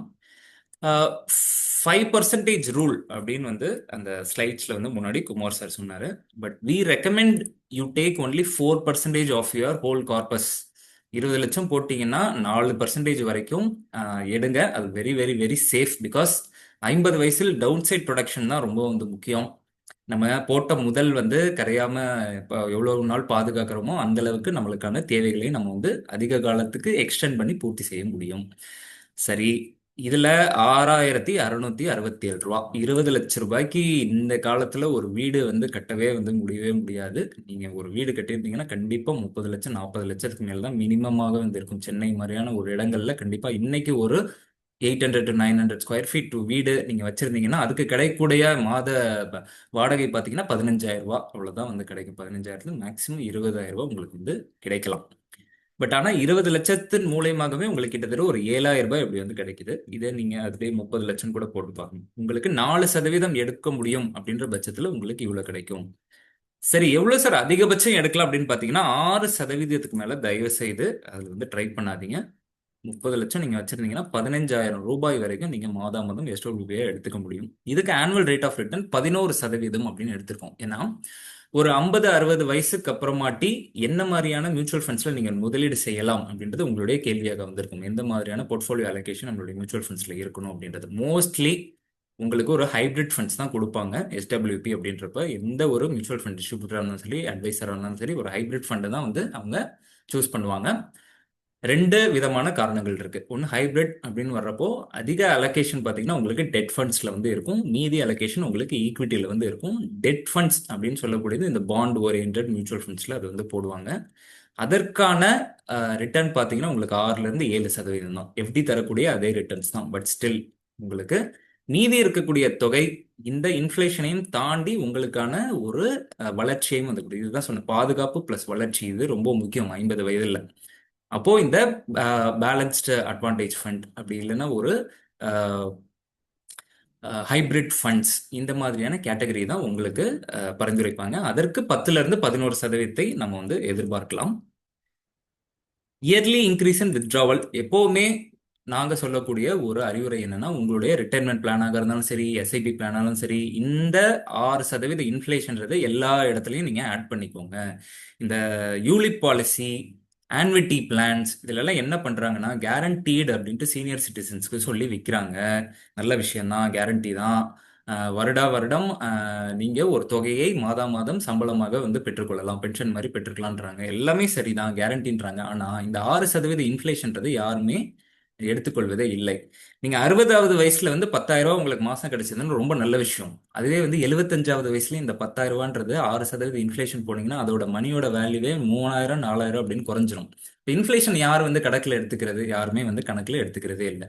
இன்ஃப்ளேஷனை தாண்டி உங்க பணம் வளர வேண்டும். அந்த பணமும் வந்து அட்லீஸ்ட் ஒரு 3-4% எக்ஸ்ட்ரா இருந்துச்சுங்கன்னா இந்த 6% ரிட்டர்ன்ஸை வந்து நீங்க வந்து மாதம் மாதம் இதுவாக வந்து எடுத்துக்கணும். ஸோ ரிட்டைர்மெண்ட் பிளானிங்ல, எஸ்டபிள் பிளானிங்ல இந்த இன்ஃப்ளேஷனை தயவு செய்து வந்து மறந்துடாதீங்க.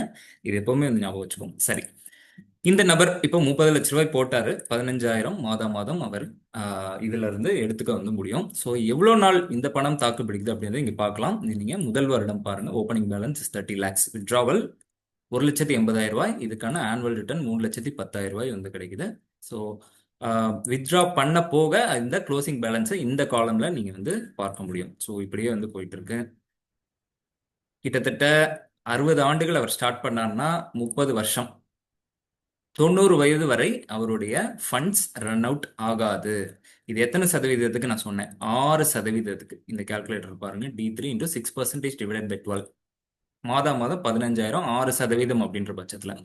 சரி, 30 லட்சத்துல இருந்து 4% மட்டும்தான் அவர் வந்து இது பண்ண போறாரு, எடுக்க போறாருன்னா அவருக்கு 10,000 ரூபாய் கிடைக்கும். இந்த 30 லட்ச ரூபாய் அந்த முதல் அப்படியே வந்திருக்கும். 10,000 ரூபாய் அவருக்கு மாதம் மாதம் கிடைக்கும். இது ஆண்டுக்காண்டு அவர் அதிகமும் படுத்திக்கலாம். 10,000, அதுக்கு அடுத்த வருஷம் வந்து 6% இன்ஃப்ளேஷன்ல 10,600, அப்புறம் அதுக்கடுத்த ஆண்டு இந்த 10,600ல இருந்து ஒரு 10%, அந்த மாதிரி அவர் ஆண்டுக்காண்டு மாதம் மாதம் இந்த தொகையை வந்து இன்க்ரிமெண்டலா வித்ட்ரா பண்ணிக்கலாம். இப்போ இவருக்கு ஃபர்ஸ்ட் சொன்னவருக்கு 6% எடுக்கிறவருக்கு 30 வருஷம் கிடைச்சது. இப்போ எவ்வளோன்றதை நம்ம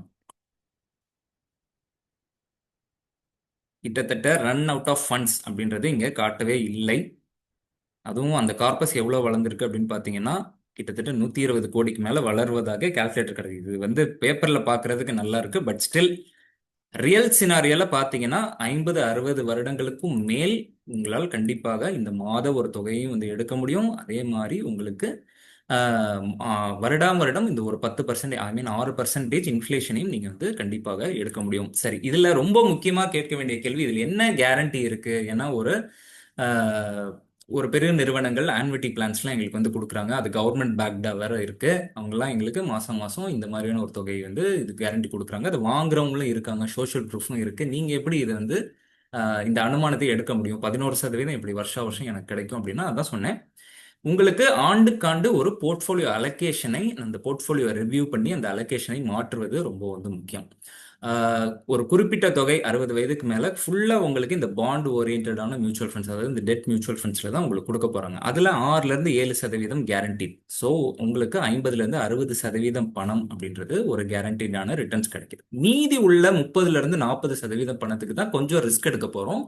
அந்த ரிஸ்க்கும் தெரிஞ்சு ஒரு வழிகாட்டலோட எடுக்கும்போது கண்டிப்பாக இந்த 60 வயதுக்கு மேல இருக்க லாஸ்ட் லெக்ல ஒரு பாதுகாப்பையும் வளர்ச்சியும் உறுதி செய்ய முடியும். அதுக்கு தான் இந்த ஹைபிரிட் ஃபண்ட்ஸ் அப்படின்றது, இந்த கேட்டகரி ஆஃப் ஃபண்ட்ஸ் வந்து ரொம்ப உதவிகரமாக வந்து இருக்குது. ஆண்டுக்காண்டு 9-11% கொடுத்ததுக்கான ட்ராக் ரெக்கார்ட் இந்த ஹைபிரிட் ஃபண்ட்ஸ்ல வந்திருக்கு. சரி சார், எந்த ஸ்கீம்ல வந்து போடணும், எந்த ஹைபிரிட் ஃபண்ட்ஸ்ல போடணும்? நூற்றுக்கணக்கான ஏஎம்சிஸ் இருக்காங்க, ஐசிஐசிஐ இருக்காங்க, கொட்டாக் இருக்காங்க. நான் எதுல போட்டா எனக்கு வந்து பெட்டரா இருக்கணும் அப்படின்ட்டு நீங்க டைரக்டா இன்வெஸ்ட் பண்ணீங்கன்னா நீங்க தான் அந்த முடிவை எடுக்கணும். நீங்க தான் வந்து ஃபண்டோட பெர்ஃபார்மன்ஸ்லாம் பார்க்கணும், நல்லா செக் பண்ணி பார்த்து நீங்க வந்து பண்ணணும். அது உங்க கையில் இருக்கிறது. பட் லாபம் இல்ல லாபம் மாதிரியான மியூச்சுவல் ஃபண்ட் டிஸ்ட்ரிபியூட்டர் கிட்ட போகும்போது அவங்க உங்களுக்கு இதை ஹெல்ப் பண்ணுவாங்க. எந்த ஹைபிரிட் ஃபண்ட்ஸ் பெட்டரா பெர்ஃபார்ம் பண்ணிட்டு இருக்கு அப்படின்றது அவங்களுடைய ரிசர்ச், ஒவ்வொரு டிஸ்ட்ரிபியூட்டருக்கும் ஒவ்வொரு ரிசர்ச் மெத்தடாலஜி இருக்கும். இல்ல சில பேர் எக்ஸ்பீரியன்ஸ்டா இருப்பாங்க, அந்த ஃபண்ட்ஸ்லாம் வந்து பார்ப்பாங்க. இல்ல சில பேர் நல்ல ஏஎம்சி கூட தொடர்புல இருப்பாங்க. அதன் மூலியமாக இந்த ஃபண்ட்ஸ் வந்து பெட்டரா பெர்ஃபார்ம் ஆகும் அப்படின்றான தகவல்கள் உங்களுக்கு வந்துக்கிறோம். இதன் மூலியமாக பயன்படுத்தி நீங்க பண்ணலாம். சரி, இந்த 2 கால்குலேட்டர் நான் உங்களுக்கு காமிச்சிட்டேன். எப்படி உங்களுடைய ரிட்டையர்மெண்ட்டை பிளான் பண்ணுறது, அந்த கால்குலேட்டரை நீங்கள் வாங்கிக்கோங்க. ஃபீட்பேக் ஃபார்ம் ஃபில் பண்ணுங்க. ஃபில் பண்ணி அதன் மூலியமாக நீங்கள் எப்படி உங்களுடைய இன்வெஸ்ட்மெண்ட்டை, ரிட்டையர்மெண்ட்டை பிளான் பண்ணலாம் அப்படின்றத நீங்கள் வந்து ஒரு இது பண்ணலாம். சரி, இன்னொரு விஷயம் என்னன்னா, லாபம் மூலியமாக இப்போ நீங்கள் முதலீடு செய்யணும் அப்படின்னு நீங்கள் நினைக்கிறவங்க என்னென்ன பண்ணலாம் அப்படின்றத அடுத்து நம்ம வந்து பார்க்கலாம். மீன்வைல் உங்களுடைய கொஸ்டின் அண்ட் கொஸ்டின்ஸை வந்து தயவு செய்து உங்களுடைய சாட் செக்ஷன்ல நீங்க வந்து போடலாம். இன்னும் ஒரு 10 நிமிஷத்துல அனைத்து கேள்விகளுக்கும் ஆன்சர் பண்றோம். அதே மாதிரி ஒரு குறிப்பிட்ட ஸ்கீம்ஸ் பத்தி நீங்க கேள்விகள் கேட்க வேண்டாம்.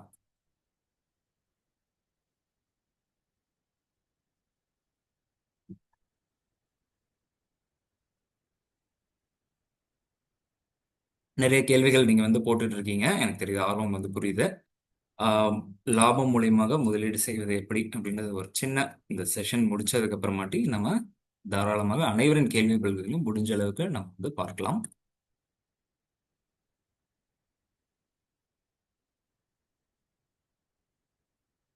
லாபம் என்பது என்ன அப்படின்ற ஆரம்பத்திலே ஒரு இன்ட்ரோ கொடுத்தேன்.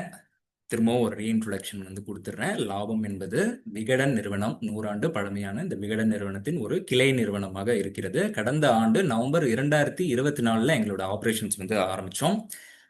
சென்னை அண்ணா சாலை 1000 லைட்ஸ் பகுதியில் இயங்கிக் கொண்டிருக்கக்கூடிய ஆனந்த விகடனுடைய அந்த பில்டிங்லேயே தான் இந்த நிறுவனமும் இயங்கிக்கிட்டு இருக்கு.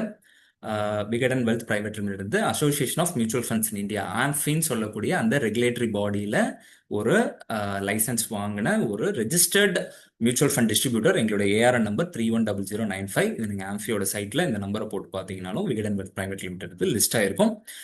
எங்களுடைய வெப்சைட் லாபம்.மணி, எங்களுடைய ஃபோன் நம்பர் 9600296001. ஸோ நேரடியாக எங்களை வந்து பார்க்கணும்னு நினைக்கிறவங்க தயவுசெய்து அண்ணா சாலை விகடன் ஆஃபீஸ்க்கு வாங்க. எங்களுடைய டீமை நீங்கள் டைரெக்டாக நீங்கள் வந்து பார்க்கலாம்.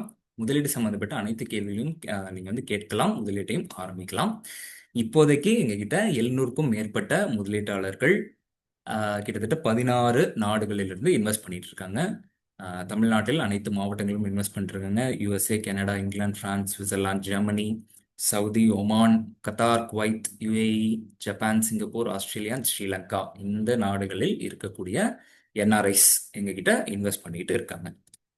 சரி சார், எப்படி நான் நம்புறது அப்படின்னா, எங்களுடைய ரிவ்யூஸை நீங்க கூகுள்ல தாராளமா போய் படிக்கலாம்.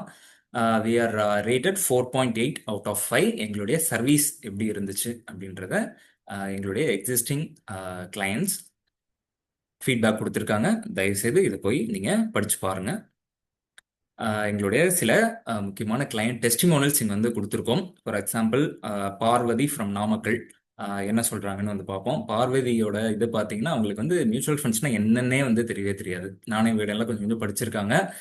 அவங்களுக்கு இன்வெஸ்ட் பண்ணணுன்ட்டு ஏதோ ஒரு தோன்றல் இருக்கு, ஆனால் என்ன பண்றதுன்னு எனக்கு தெரியல. இந்த மாதிரி ஒரு வெபினார் அட்டன் பண்ணாங்க. அட்டன் பண்ணி அதுக்கப்புறம் எங்களோட கைடன்ஸ் மூலயமா இப்போ லட்சங்களில் முதலீடு செய்து கொண்டு இருக்கிறாங்க. அந்த பார்வதி என்ன சொல்றாங்க, லாபம், professional, transparent, proactive guidance made investing clear and easy. அதுதான் ரொம்ப ஈஸி ஆயிடுச்சு எனக்கு இன்வெஸ்ட் பண்றது. இது வரைக்கும் எதுவுமே தெரியாம இருந்தது, ஈஸி ஆயிடுச்சு அப்படின்றாங்க. I will definitely recommend them to anyone seeking a trustworthy mutual fund distributor. So சொன்னது மட்டும் இல்லை, பார்வதி வந்து எங்களுக்காக நிறைய அவங்களுடைய நண்பர்களையும் வந்து எங்களுடைய முதலீடை நீங்கள் வந்து பண்ணலான் இருக்காங்க. அவங்களுடைய நண்பர்களும் எங்களுக்கு நிறைய நல்ல இது வந்து டெஸ்டிமோனியல்ஸ் வந்து கொடுத்துருக்காங்க. ஸோ நீங்களும் ஒரு நம்பிக்கையான ஒரு பார்ட்னர் வந்து வேணும். ஒரு 50 வயதுக்கு மேலே ரொம்ப நம்பிக்கை தான் வந்து ரொம்ப முக்கியம். ட்ரஸ்ட் ஃபேக்டர் ரொம்ப முக்கியம்.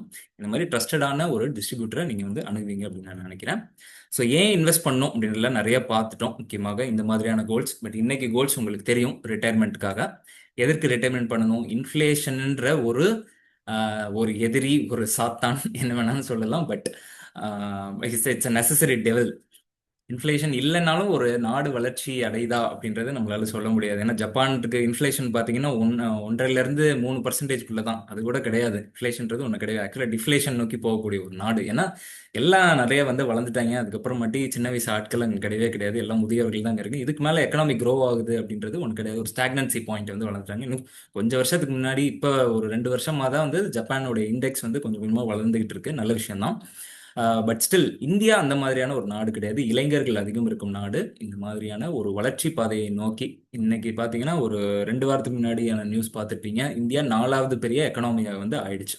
ஸோ இந்த growth ஸ்டோரி அடுத்த 25ல இருந்து 50 வருஷம் ஒரு பெரிய இந்த வேவ்ல வந்து ஒரு ரைட் பண்ற மாதிரி நம்மளும் இந்த growth வேவ்ல ரைட் பண்ணணும். ஏன்னா ஒரு கொஞ்சம் வருஷத்துக்கு முன்னாடி ஒரு ரியல் எஸ்டேட் பூம் நடந்திருக்கும். சென்னை மாதிரியான பெருநகரங்கள், கோயம்புத்தூர் மாதிரியான பெருநகரங்கள் நிறைய வளர்ந்துருக்கும். அப்போ நம்ம அதை மிஸ் பண்ணியிருப்போம். அடுத்து ஷேர் மார்க்கெட் பூம்ன்றது ஒரு 90ஸ்ல இருந்து, ஒரு 2000ல இருந்து, ஒரு 2010ஸ்ல முதலீடு பண்ணவங்களுக்கு இப்போ கிட்டத்தட்ட நல்ல ஒரு இது வந்து கிடைச்சிருக்கும். அட்லீஸ்ட் கோவிட்ல நல்ல ஒரு இன்னொரு வேவ் வந்து கிடைச்சது. ஆனால் அதையும் நம்ம மிஸ் பண்ணிட்டோம். பட் இந்த மாதிரி வேவ்ஸ்க்காக நம்ம வெயிட் பண்ணிட்டு இருக்காம, அடுத்து இந்திய பொருளாதாரம் நன்றாக வளரப்போகிறது. இந்தியன் ஈக்விட்டி மார்க்கெட் நல்லா வளரப்போகிறது. இந்த growth ஸ்டோரியில நாமளும் பங்கெடுக்கணும்னா கண்டிப்பாக ஈக்விட்டியில் டைரக்டாக பண்ணுங்க. அப்படி இல்லைன்னா மியூச்சுவல் ஃபண்ட், ஈக்விட்டி ரிலேட்டடான மியூச்சுவல் ஃபண்ட்ஸில் கண்டிப்பாக நம்ம வந்து பண்ணணும். அது பண்ணாதான் இந்த இன்ஃப்ளேஷனை நம்ம பீட் செய்ய முடியும். இதை இதை வந்து குயிக்காக நான் வந்து இது பண்ணுறேன். அனன்யா, மல்லிகான் 2 பேர் பார்த்தீங்கன்னா, ஒருத்தவங்க 25 வயசுலேயே இன்வெஸ்ட் பண்ணுறாங்க. 50,000 ரூபாய் இன்வெஸ்ட் பண்ணுறாங்க. வருஷம் 10 வருஷம் 5 லட்ச ரூபா இன்வெஸ்ட் பண்ணுறாங்க. அவங்களுக்கு 65வது வயசுல எவ்வளோ கிடைக்குது பாருங்க, 1,09,00,000 ரூபாய். இங்கே மல்லிகான்றவங்க 30 வயசுல இருந்து 65 வயசு இருக்கும். கிட்டத்தட்ட 30 வருஷம் அதே மாதிரி 50,000 ரூபாய் இன்வெஸ்ட் பண்ணுறாங்க. அப்போ 15 லட்சம், 3 டைம்ஸ் அனன்யாவோட அதிகமாக இன்வெஸ்ட் பண்ணியிருக்காங்க. ஆனால் 65 வயசுல மல்லிகா கிடைக்கிறது 74 லட்சம் தான். ஸோ சீக்கிரம் இன்வெஸ்ட் பண்ணுறது ரொம்ப வந்து முக்கியம். ஒரு ஜப்பானீஸ் ப்ராவப் சொல்லுவாங்க, நீங்களும் கேள்விப்பட்டிருப்பீங்க. ஒரு மரத்தை வைக்க வேண்டிய ஒரு நல்ல நாள் எப்போன்னு பார்த்தீங்கன்னா 20 வருஷத்துக்கு முன்னாடியும்.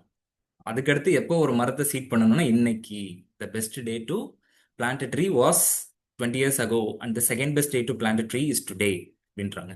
ஸோ இன்னைக்கு நம்ம 50 வயசு 55 வயசு ஆயிடுச்சு சார், லாஸ்ட் லெக்ல இருக்கோம். எனக்கு கூட காலையில் ஒருத்தர் வாட்ஸ்அப் பண்ணாருன்னு சொன்னேன். 55 வயசு ஆயிடுச்சு, நான் வீடு கட்டிட்டேன், காசே இல்லை, 3 லட்ச ரூபா தான் கையில் வச்சிருக்கேன்.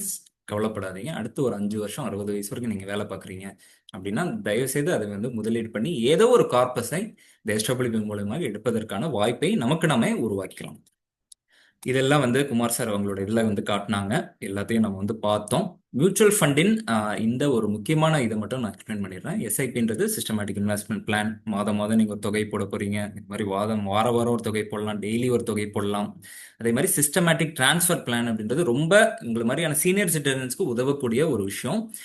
இந்தியா பாகிஸ்தான் ஒரு வார் வந்துச்சு, யுக்ரைன் வார் வந்துச்சு, ரஷ்யா வார் வந்துச்சு. இந்த மாதிரியான சமயத்தில் உலகளாவிய இந்த ஒரு போர் நடக்கக்கூடிய பதட்டங்கள்ல மார்க்கெட்ஸ் எப்பவுமே வந்து டவுன் ஆகும். அடுத்த அன்சைட்டனிட்டி இருக்கிற நேரத்தில் மார்க்கெட்ஸ் டவுன். அப்போ இந்த கடன் சார்ந்த மியூச்சுவல் ஃபண்ட்ஸ் சொல்லக்கூடிய டெட் மியூச்சுவல் ஃபண்ட்ஸ்ல உங்களுடைய லம்சம் மணியை வந்து பார்க் பண்ணிக்கணும்.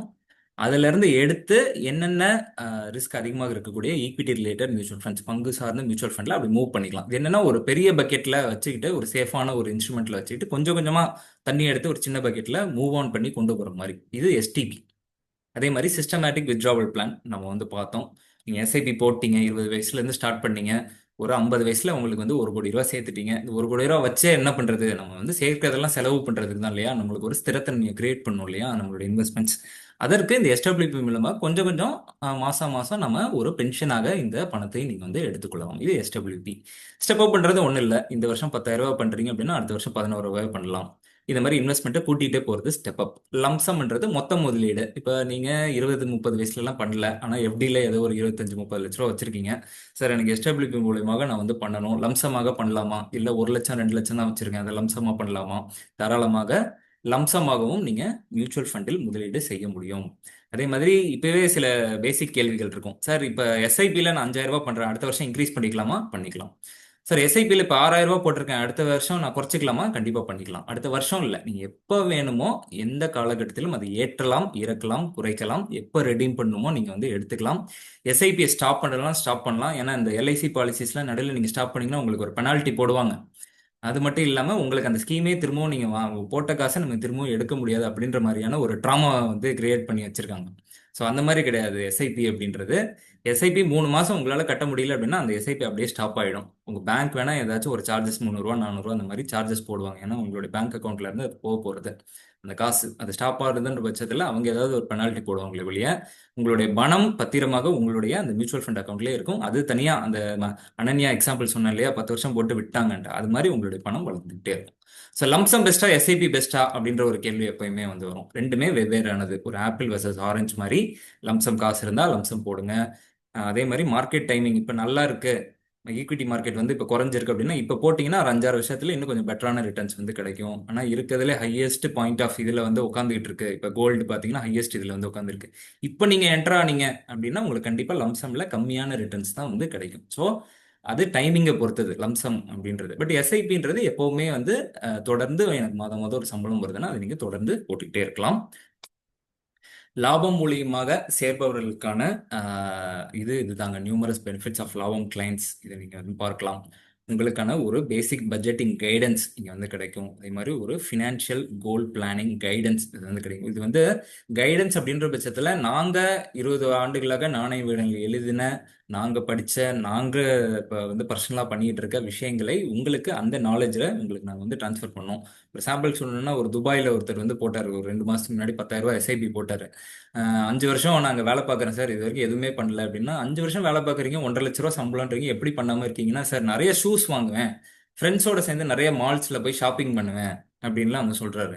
5 வருஷம் இந்த மாதிரி சில தவறான பழக்கங்கள், குடிப்பழக்கங்கள் அந்த மாதிரி இருந்து அவருக்கு வந்து 5 வருஷத்தை வேஸ்ட் பண்ணிட்டார். இப்போ இந்த மாதிரி நிகழ்ச்சிகள் பார்த்ததுக்கப்புறம் இப்போ தான் வந்து வருது. நம்ம ஆளுங்க இப்போ 45 வயசுல தான் சூரியோதயம் ஆகும், தான் இன்வெஸ்ட்மெண்ட்ஸ் பண்ணாமல் விட்டோம் அப்படின்ட்டு. அவங்கெல்லாம் ஒரு பேசிக்கான பட்ஜெட்டிங் கைடன்ஸ் எடுத்துவது ரொம்ப முக்கியம். அதுக்கும் நாங்கள் ஹெல்ப் பண்ணுவோம்.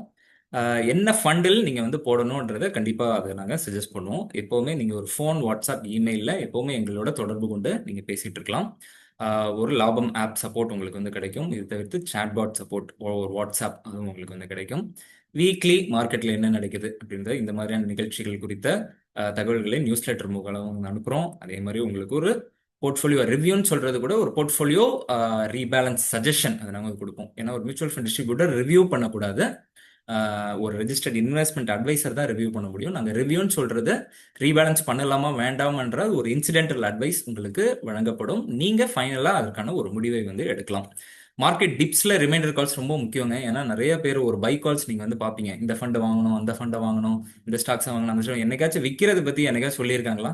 நீங்களே உங்களே வந்து கேட்டுக்கோங்க. நாணயம் விகடன் மேகசின் உட்பட விற்கிறது எதாவது சொல்லியிருக்காங்கன்னா, எப்பவுமே வந்து இந்த சரிவான இதை வந்து அதிகமாக நம்ம வந்து பேசவே மாட்டோம். ஆனால் இவர்கள் எப்பயாச்சும் கொடுத்துருப்பாங்க எப்போ விற்கலாம் அப்படின்றது. ஆனால் வாங்கினது எப்போ விற்கணும் அப்படின்னு தெரிஞ்சுக்கிறது ரொம்ப முக்கியம். அதே மாதிரி இப்போ பீக்கில் போகிற டைமில் கொஞ்சம் கொஞ்சம் நம்மளோட மணியை தேவையான இன்வெஸ்ட்மெண்ட்ஸில் பார்க் பண்ணி வைக்கிறது, அதுவும் வந்து ரொம்ப முக்கியம். இந்த கால்ஸை எங்களோட ரிலேஷன்ஷிப் மேனேஜர் உங்களுக்கு கொடுப்பாங்க.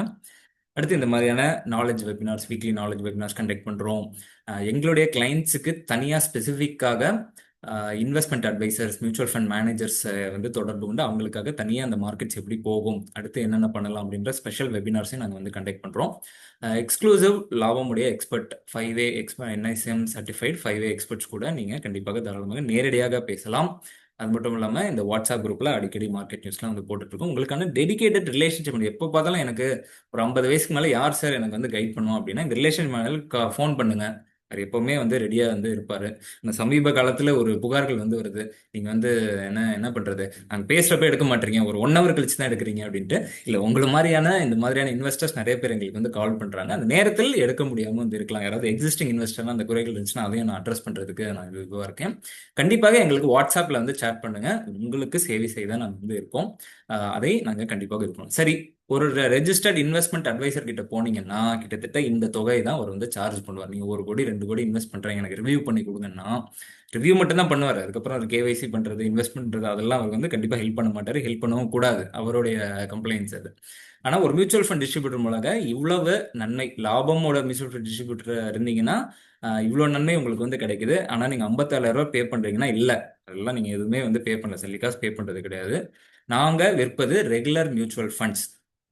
டைரக்ட் மியூச்சுவல் ஃபண்ட்ஸ்ன்றது இந்த எக்ஸ்பென்ஸ் ரேஷியோன்னு ஒன்று இருக்கும். ஒரு 0.20%லேருந்து ஒரு 0.50% நீங்கள் எல்லா மியூச்சுவல் ஃபண்டுக்கும் இருக்குது.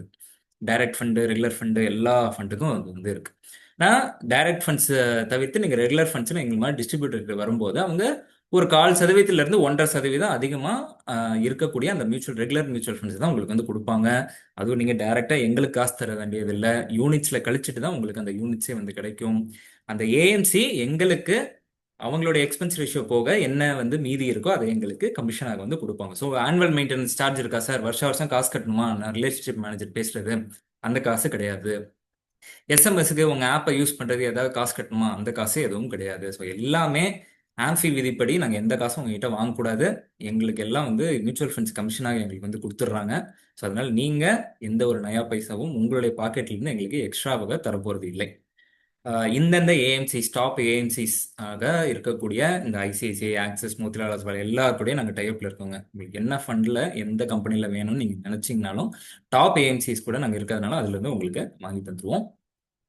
ஸோ நீங்கள் மியூச்சுவல் ஃபண்டில் முதலீடு செய்யணும் லாபம் மூலியமா அப்படின்னா உங்களுக்கு தேவையான டாக்குமெண்ட்ஸ் இதுதான். ஒரு PAN card copy, Aadhaar copy, எல்லாமே சாஃப்ட் டாக்குமெண்ட் தான். நீங்கள் நேரடியாக வந்து கொடுக்கணும்னு எந்த ஒரு அவசியம் இல்லை. எல்லாத்தையும் நீங்கள் டாக்குமெண்ட்ஸ்@lavum.money அப்படின்னு ஒரு சைட் இருக்குது, அந்த ஒரு இமெயில் ஐடி இருக்குது, அந்த இமெயிலில் நீங்கள் வந்து கொடுக்கலாம். இல்லைன்னா ஒரு கூகுள் ஃபார்ம் ஷேர் பண்ணுவாங்க, அதுலேயும் நீங்கள் வந்து கொடுக்கலாம். உங்களுடைய சிக்னேச்சர் அதை வந்து கொடுக்கணும்.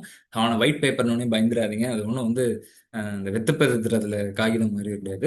உங்களோட சின்ன கையெழுத்த ஃபோட்டோ எடுத்து கொடுத்தீங்கன்னா அது ஆன்லைனில் அப்லோட் பண்ணுவாங்க. எனக்கு அப்படி இல்லைன்னா அப்லோட் பண்ணுறது கொஞ்சம் பயம் அப்படின்னீங்கன்னா நீங்களே டேரெக்டாக ஃபார்ம்ஸ் உங்களுக்கு வந்து அனுப்புவோம், அதில் நீங்கள் ஃபில் பண்ணி கொடுக்கலாம். உங்களுடைய ஃபோட்டோ தேவைப்படும். உங்களுடைய நாமினி டீட்டெயில்ஸ் ரொம்ப முக்கியம். சில பேர் மியூச்சுவல் ஃபண்டு, இன்சூரன்ஸ்லாம் போடுறாங்க, நாமினிஸ் ஃபில் பண்ணாமல் போயிடுறாங்க. அப்புறம் அவங்க இல்லாத பட்சத்தில் அவங்களுக்கான வாரிசுகளுக்குள்ள சண்டை வருது, அவங்களோட ஒய்ஃபுக்கு அந்த பணம் போய் சேர மாட்டேங்குது. இந்த மாதிரியான நிகழ்ச்சிகளை தவிர்ப்பதற்கு உங்களோட நாமினி கண்டிப்பாக நீங்கள் ஆட் பண்ணணும். இந்த டீல்ஸ்லாம் நீங்கள் கொடுக்கணும். சார், இன்வெஸ்ட்மெண்ட்ஸ் ஆரம்பிச்சிட்டேன், எங்கே போய் என்னுடைய இன்வெஸ்ட்மெண்ட்ஸை நான் திரும்பவும் பார்க்குறது? லாபம் ஆப் கையிலேயே இருக்குது.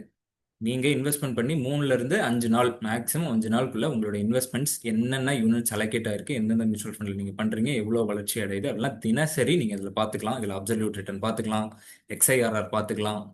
அதே மாதிரி உங்களுடைய சிஏஜிஆர் ஆண்டுக்காண்டு என்ன வளர்ச்சி கொடுக்குது அப்படின்றத நீங்கள் வந்து பார்த்துக்கலாம். அதே மாதிரி நீங்கள் ஒரு குடும்பமாக முதலீடு செஞ்சீங்கன்னா, இப்போ ரவிநாத் அப்படின்ற ஒரு கிளைண்ட் எங்களுக்கு டெஸ்டிமோனியல்ஸ் கூட ஒரு பேர் பார்த்தீங்க, அவர் குடும்பமாக முதலீடு செய்கிறாங்க. அவரோட பையன் 2 பேர், அவங்களுடைய வைஃப், எல்லாரும் முதலீடு செய்கிறாங்க. ஒரே குடும்பமாக யார் யார் என்னென்ன முதலீடு பண்ணுறாங்க, எப்படி வந்து வளர்ந்துட்டு இருக்கு அப்படின்றதையும் இந்த டேஷ்போர்ட்குள்ளே நீங்கள் கண்டிப்பாக வந்து பார்க்க முடியும். இது ஆப் ஸ்டோர்லேயும் இருக்குது, கூகுள் ஸ்டோர்லேயும் இருக்குது. சரி சார், லாபம் மூலம் முதலீடு செஞ்சால் தான் இதில் நான் வந்து இந்த ஆப்பை யூஸ் பண்ண முடியும்னா, ஆமாம், உங்களுடைய முதலீடு லாபமோட ஏஆர்என் கோட்ல என்ன பண்றீங்களோ அது இதுல பிரதிபலிக்கும். பட் ஆனா அந்த ஆப் யூஸ் பண்றதுக்கு நீங்க எங்ககிட்ட முதலீடு செய்யணும்னு அவசியம் இல்லை. நிறைய கால்குலேட்டர்ஸ் இருக்கு, நல்ல நல்ல டூல்ஸ் இருக்கு, அதுக்குள்ள நீங்க போய் பாருங்க.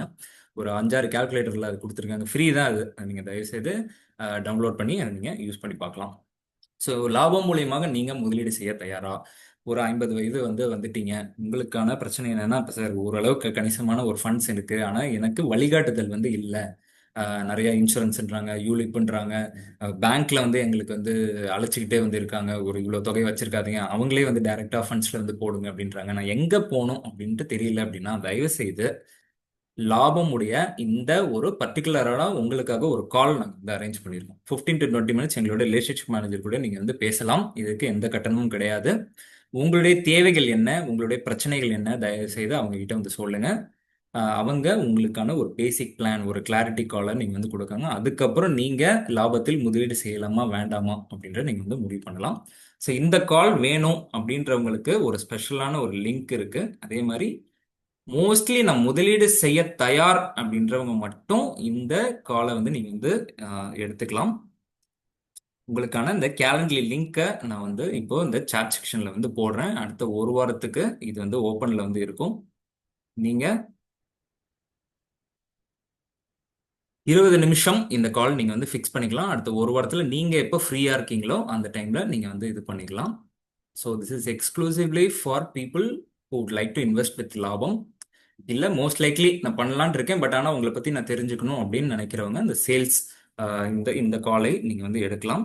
இந்த காலுக்கு எந்த வித கட்டணமும் இல்லை. சாட் செக்ஷனில் நான் போட்டிருக்கேன், அதை கிளிக் பண்ணோடனே ஒரு விண்டோ ஓப்பன் ஆகும். அடுத்த ஒரு வாரத்துக்கான தேதி இருக்கும், அந்த தேதியை கிளிக் பண்ணுங்க. அதே மாதிரி உங்களுடைய நேம் ஃபில் பண்ணுங்க. எந்த நேரத்தில் எங்கள் ரிலேஷன்ஷிப் மேனேஜர் கூட நீங்கள் பேச இருக்கீங்க அப்படின்றதையும் அதை கிளிக் பண்ணுங்க. கிளிக் பண்ணதுக்கு அப்புறமாட்டி ஒரு முக்கியமான ஒரு காலம் வரும். என்னன்னா, நீங்க எதற்காக எங்ககிட்ட பேசணும் அப்படின்ற ஒரு சின்ன ஒரு உங்களுடைய பத்தி அந்த டீடைல்ஸ் போட்டீங்கன்னா எங்களோட ரிலேஷன்ஷிப் மேனேஜர் உங்ககிட்ட பேசும்போது இன்னும் கொஞ்சம் பெட்டரானது. ஸோ இந்த வாய்ப்பை நீங்க பயன்படுத்திக்கலாம்.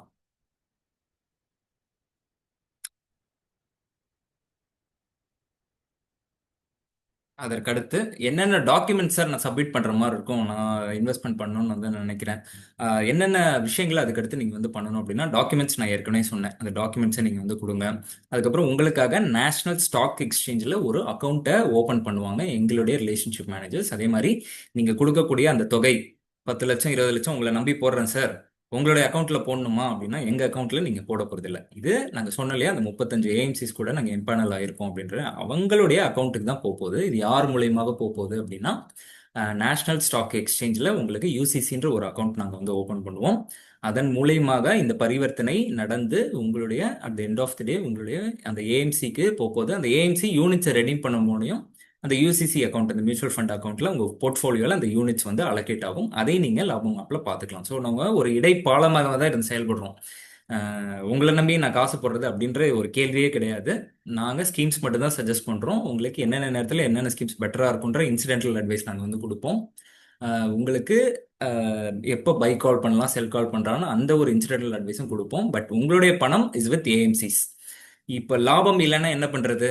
அந்த ஏஎம்சி இருக்க தான் போகுது, அந்த பேங்க் நடத்துகிற அந்த மியூச்சுவல் ஃபண்ட் நிறுவனம் இருக்க தான் போகுது. உங்களுடைய போர்ட்ஃபோலியோ நம்பரை செபி அந்த ஆம்ஃபி அறிவுறுத்திருக்காங்க. சில ரெஜிஸ்டர்ட் அண்ட் டிரான்ஸ்ஃபர் ஏஜென்ட்ஸ்ன்னு சொல்லக்கூடிய இந்த கேம்ஸாக இருக்கட்டும், கேஃபின்டெக்காக இருக்கட்டும், இவங்க 2 பேரும் சேர்ந்து நடத்துகிற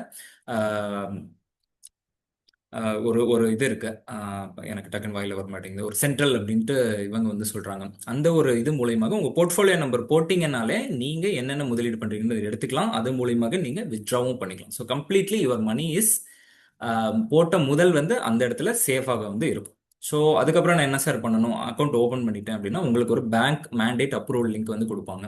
எனக்கு இதுல கேஷ் ஹேண்ட்லிங்கே கிடையாது. உங்களுடைய அக்கௌண்ட் நம்பர்ல இருந்து பணத்தை எடுத்து தான் திரும்பவும் அந்த ஏஎம்சிக்கு கொடுக்க போறாங்க. அந்த ஏஎம்சி கிட்ட ரெடீம் பண்ணி அந்த பணம் டைரக்டா உங்களோட பேங்க் அக்கௌண்ட் தான் வருது. அதனால நீங்க தான் இமெயில் மூலியமாக இந்த மேண்டேட்டை அப்ரூவ் பண்ணுவீங்க. நீங்க அப்ரூவ் பண்ணதுக்கு அப்புறமாட்டி உங்க பணம் உங்களுடைய அக்கௌண்ட்ல இருந்து கிரெடிட் ஆகி அந்த மியூச்சுவல் ஃபண்டுக்கு போகும். ஸோ இதன் மூலியமாக நீங்க இன்வெஸ்ட்மெண்ட் ஸ்டார்ட் பண்ணலாம். ஸோ நோ ஃபர்தர் அடு, இந்த நம்பர்ஸை நீங்கள் நோட் பண்ணிக்கலாம். ஏஆர் குமார் சார் கூட நீங்கள் பேசலாம். வெங்கடேஷ் பெருமாள் இஸ் அவர் ஆப்ரேஷன் சைட், அவர் கூட நீங்கள் பேசலாம். சபரிநாதன் அண்ட் தங்கலட்சுமி அவர் ரிலேஷன்ஷிப் மேனேஜர்ஸ். எல்லாமே AMFI NISM certified 5A certified mutual fund distributors. We are a ARN 310095 AMFI certified mutual fund distributor. தயவுசெய்து இவங்களுடைய உங்களுக்கு மியூச்சுவல் ஃபண்டில் முதலீடு செய்யணுன்ற ஆர்வம் இருக்கும் பட்சத்தில் எல்லோருக்கும் மேற்பட்ட முதலீட்டாளர்கள் எங்ககிட்ட எப்படி பண்ணாங்களோ அதே மாதிரி நீங்களும் பண்ணணும், ஒரு ரெகுலரைஸ்டு ஒரு வழிகாட்டலோட பண்ணணும்னு நினைக்கிறவங்க எங்ககிட்ட முதலீடு பண்ணலாம். ஸோ நிறைய விஷயங்கள் நான் வந்து சொல்லிட்டேன். இப்போ ஃபீட்பேக் ஃபார்ம் நான் சாட் செக்ஷனில் நான் வந்து போடுறேன். சைட் பை சைட் நீங்கள் ஃபீட்பேக் ஃபார்ம் ஃபில் பண்ணுங்கள். ஃபீட்பேக் ஃபார்ம் ஃபில் பண்ணுறவங்களுக்கு மட்டும்தான் இந்த ரிட்டையர்மெண்ட் கால்குலேட்டர் ரெண்டும் நாங்கள் இமெயிலில் அனுப்புவோம். அதே மாதிரி இன்னைக்கு செஷனுடைய ரெக்கார்ட் நான் பண்ணிட்டு இருக்கேன். ரெக்கார்ட் முடிச்சதுக்கப்புறம் ஒரு 2-3 நாட்கள் கழிச்சு இந்த ரெக்கார்டிங் செஷன் கொஞ்சம் எடிட் பண்ணிட்டு நாங்கள் தயார் பண்ணி யூடியூப்ல இது பண்ணுவோம். அந்த லிங்க் உங்களுக்கு நான் ஷேர் பண்ணுறேன். இன்னைக்கு காட்டின டெக் மிஸ்டர் ஏஆர் குமார் பேசின அந்த டெக்கும் உங்களுக்கு நாங்கள் வந்து அனுப்புகிறோம். இது எல்லாமே ஃபீட்பேக் ஃபார்ம் ஃபில் பண்ணுறவங்களுக்கு மட்டும்தான். ஃபீட்பேக் ஃபார்ம் ஃபில் பண்ணாமல் சில பேர் மெசேஜ் போடுறீங்க, சார் எனக்கு அந்த ரிட்டையர்மெண்ட் கால்குலேட்டர் அனுப்புங்கன்ட்டு. என்னால் வந்து அதை அனுப்ப முடியாது. ஏன்னா இன்னைக்கு நீங்கள் ஃபீட்பேக் ஃபார்ம் போட்டிங்கன்னா தான் உங்களோட இமெயில் ஐடி எனக்கு வந்து தெரியும்.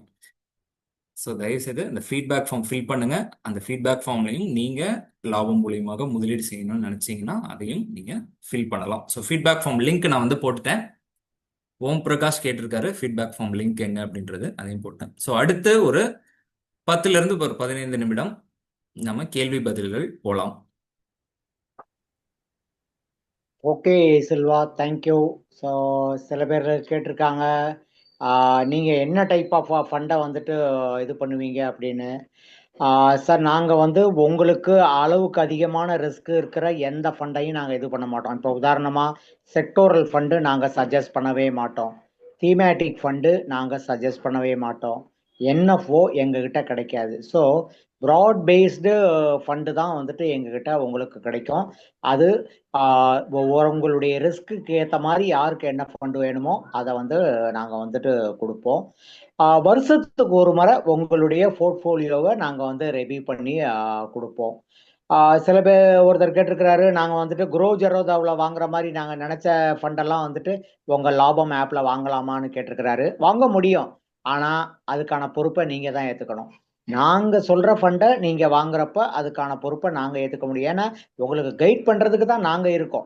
எங்களை தாண்டி போய் நீங்கள் எந்த ஃபண்டு வேணாலும் அந்த லாபம் ஆப்பில் வாங்கலாம், ஆனால் அதுக்கான பொறுப்பை நீங்கள் தான் வந்து ஏற்றுக்க வேண்டியிருக்கோம். அதனால் நாங்கள் சொல்கிற ஃபண்டை நீங்கள் வாங்கினாலே போதும். ஓகே.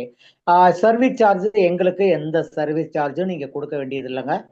எக்ஸ்பென்ஸ் ரேஷியோ, இந்த எக்ஸ்பென்ஸ் ரேஷியோங்கிறது ஒவ்வொரு ஃபண்டுக்கும் வந்து மாறும். டெட் ஃபண்டுக்கு கம்மியாக இருக்கும், ஹைபிரிட் ஃபண்டுக்கு அதை விட கொஞ்சம் ஜாஸ்தியாக இருக்கும், ஈக்விட்டி ஃபண்டுக்கு அதை விட கொஞ்சம் ஜாஸ்தியாக இருக்கும், செக்டோரல் ஃபண்டு தீமேட்டிக் ஃபண்டுக்கெல்லாம் ரொம்ப ரொம்ப ரொம்ப ஜாஸ்தியாக இருக்கும்.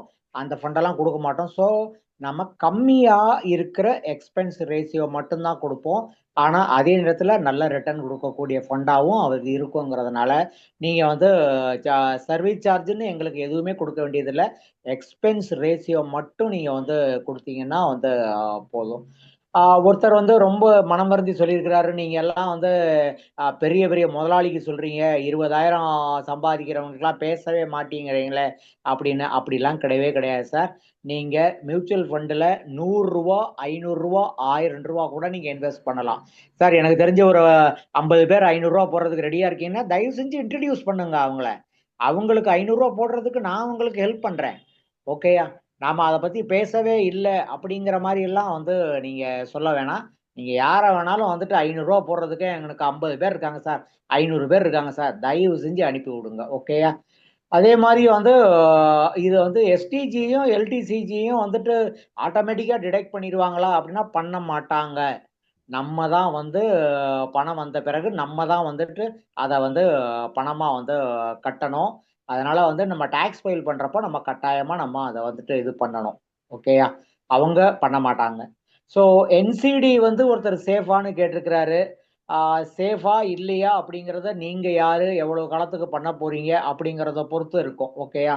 ஸோ என்சிடி நீங்கள் முதல்ல வாங்கணுமா வேணாமா அப்படிங்கிற ஒரு கேள்வி இருக்குது. அதனால் பொதுவாக என்சிடி நல்லது தான் அல்லது கெட்டது தான் அப்படின்னு சொல்கிறதுக்கு இல்லை. உங்களுக்கு அது ஒத்து வருமா வராதா அப்படிங்கிறத மட்டும்தான் வந்து நம்ம பார்க்கணும். ஒருத்தர் கேட்டிருக்கிறாரு, பிஎஃப் அமௌண்ட்டை 55 வயசுல இருந்து பிஎஃப் அமௌண்ட் எடுத்து வந்துட்டு இதில் பண்ணலாமா அப்படின்னு கேட்டிருக்கிறாரு. இந்த கேள்விக்கும் பொதுவா ஆமா இல்லை அப்படின்னு பதில் கிடையாது. நீங்கள் யாரு, உங்களுடைய ரிஸ்க் லெவல் என்ன, அது பிஎஃப்ல இருக்கிற பணத்தை எடுத்து இதில் போடலாமா வேணாமா அப்படிங்கிறதெல்லாம் நபர்களை பொறுத்து தான் வித்தியாசப்படும். மொத்தம் 19 ரூபா இதுக்கு வந்துட்டு எந்த பதிலும் கிடையாது. ஏன்னா பிஎஃப் எடுத்து வந்து பணம் போட தேவையில்லை. ஏன்னா அது வந்து ரிட்டையர்மெண்ட்டுக்கான பணம் அப்படிங்கிறது ஒரு ஆர்குமெண்ட். ஆனா அதுல கம்மியான ரிட்டர்ன் தான் கிடைக்குது அப்படிங்கிறது இன்னொரு ஆர்குமெண்ட். ஸோ நீங்க இந்த பணத்தை எடுத்து எவ்வளவு காலம் போட போறீங்க, உங்க ரிஸ்க் லெவல் என்ன, அப்படிதான் நம்ம வந்து பதில் சொல்ல முடியுமே ஒழிய 19 ரூபா வந்து பதில் சொல்ல முடியாது. எஸ்டபிள்யூபியில் டாக்ஸேஷன் வந்து ஒருத்தர் கேட்டிருக்கிறாரு, சார் நீங்க எஸ்டபிள்யூபி மூலமா எவ்வளவு பணம் எடுக்கிறீங்களோ அதுக்கான முதலீடு என்னங்கிறத கழிச்ச பிறகு வர்ற லாபத்துக்கு நீங்க நீண்ட காலத்துல என்ன 12% பண்ணணும். ஓகேயா? அதனால எஸ்டபிள்யூபிங்கிறது நீங்க ஏற்கனவே ஒரு 10 வருஷம் முன்னாடி பணம் போட்டிருக்கலாம். அந்த பணத்துடைய லாபத்தை தான் இப்ப எடுக்கிறீங்க. ஸோ முதல்ல போட்ட பணம் தான் வந்துட்டு இப்ப நீங்க எடுப்பீங்க. அந்த பணத்துடைய அசல் எவ்வளவு, நீங்க பண்ண முதலீடு எவ்வளவுன்னு கழிச்சு மிச்சம் லாபம் எவ்வளவு இருக்கோ அதுல இருந்து 12% வந்துட்டு உங்களுக்கு வந்து நீங்க வரி கட்ட வேண்டியிருக்கும். ஓகேயா? ஸோ ஒருத்தங்க கேட்டிருக்கிறாங்க, 12% வந்து நீங்க வந்து சொல்றீங்க, இது ரொம்ப வெரி ஆப்டிமிஸ்டிக்கா இருக்கு அப்படின்னு கேட்டிருக்காங்க. இது வந்து செபி நீங்க 12% லாபம் கிடைக்கும் அப்படின்னு வந்து செபி அனுமதித்த தொகை. ஓகேயா? அந்த தொகையை தான் நாங்க வந்து சொல்றோம். சம்டைம்ஸ் வந்து 14% சொல்றோம். ஆனா 14%ங்கிறத நம்ம கணக்குல எடுத்துக்காம அதிகமா ஆசைப்படாம 12% கிடைச்சா போதும் அப்படிங்கிற ஒரு கணக்குல தான் பல இடங்கள்ல வந்து சொல்லியிருக்கோம்.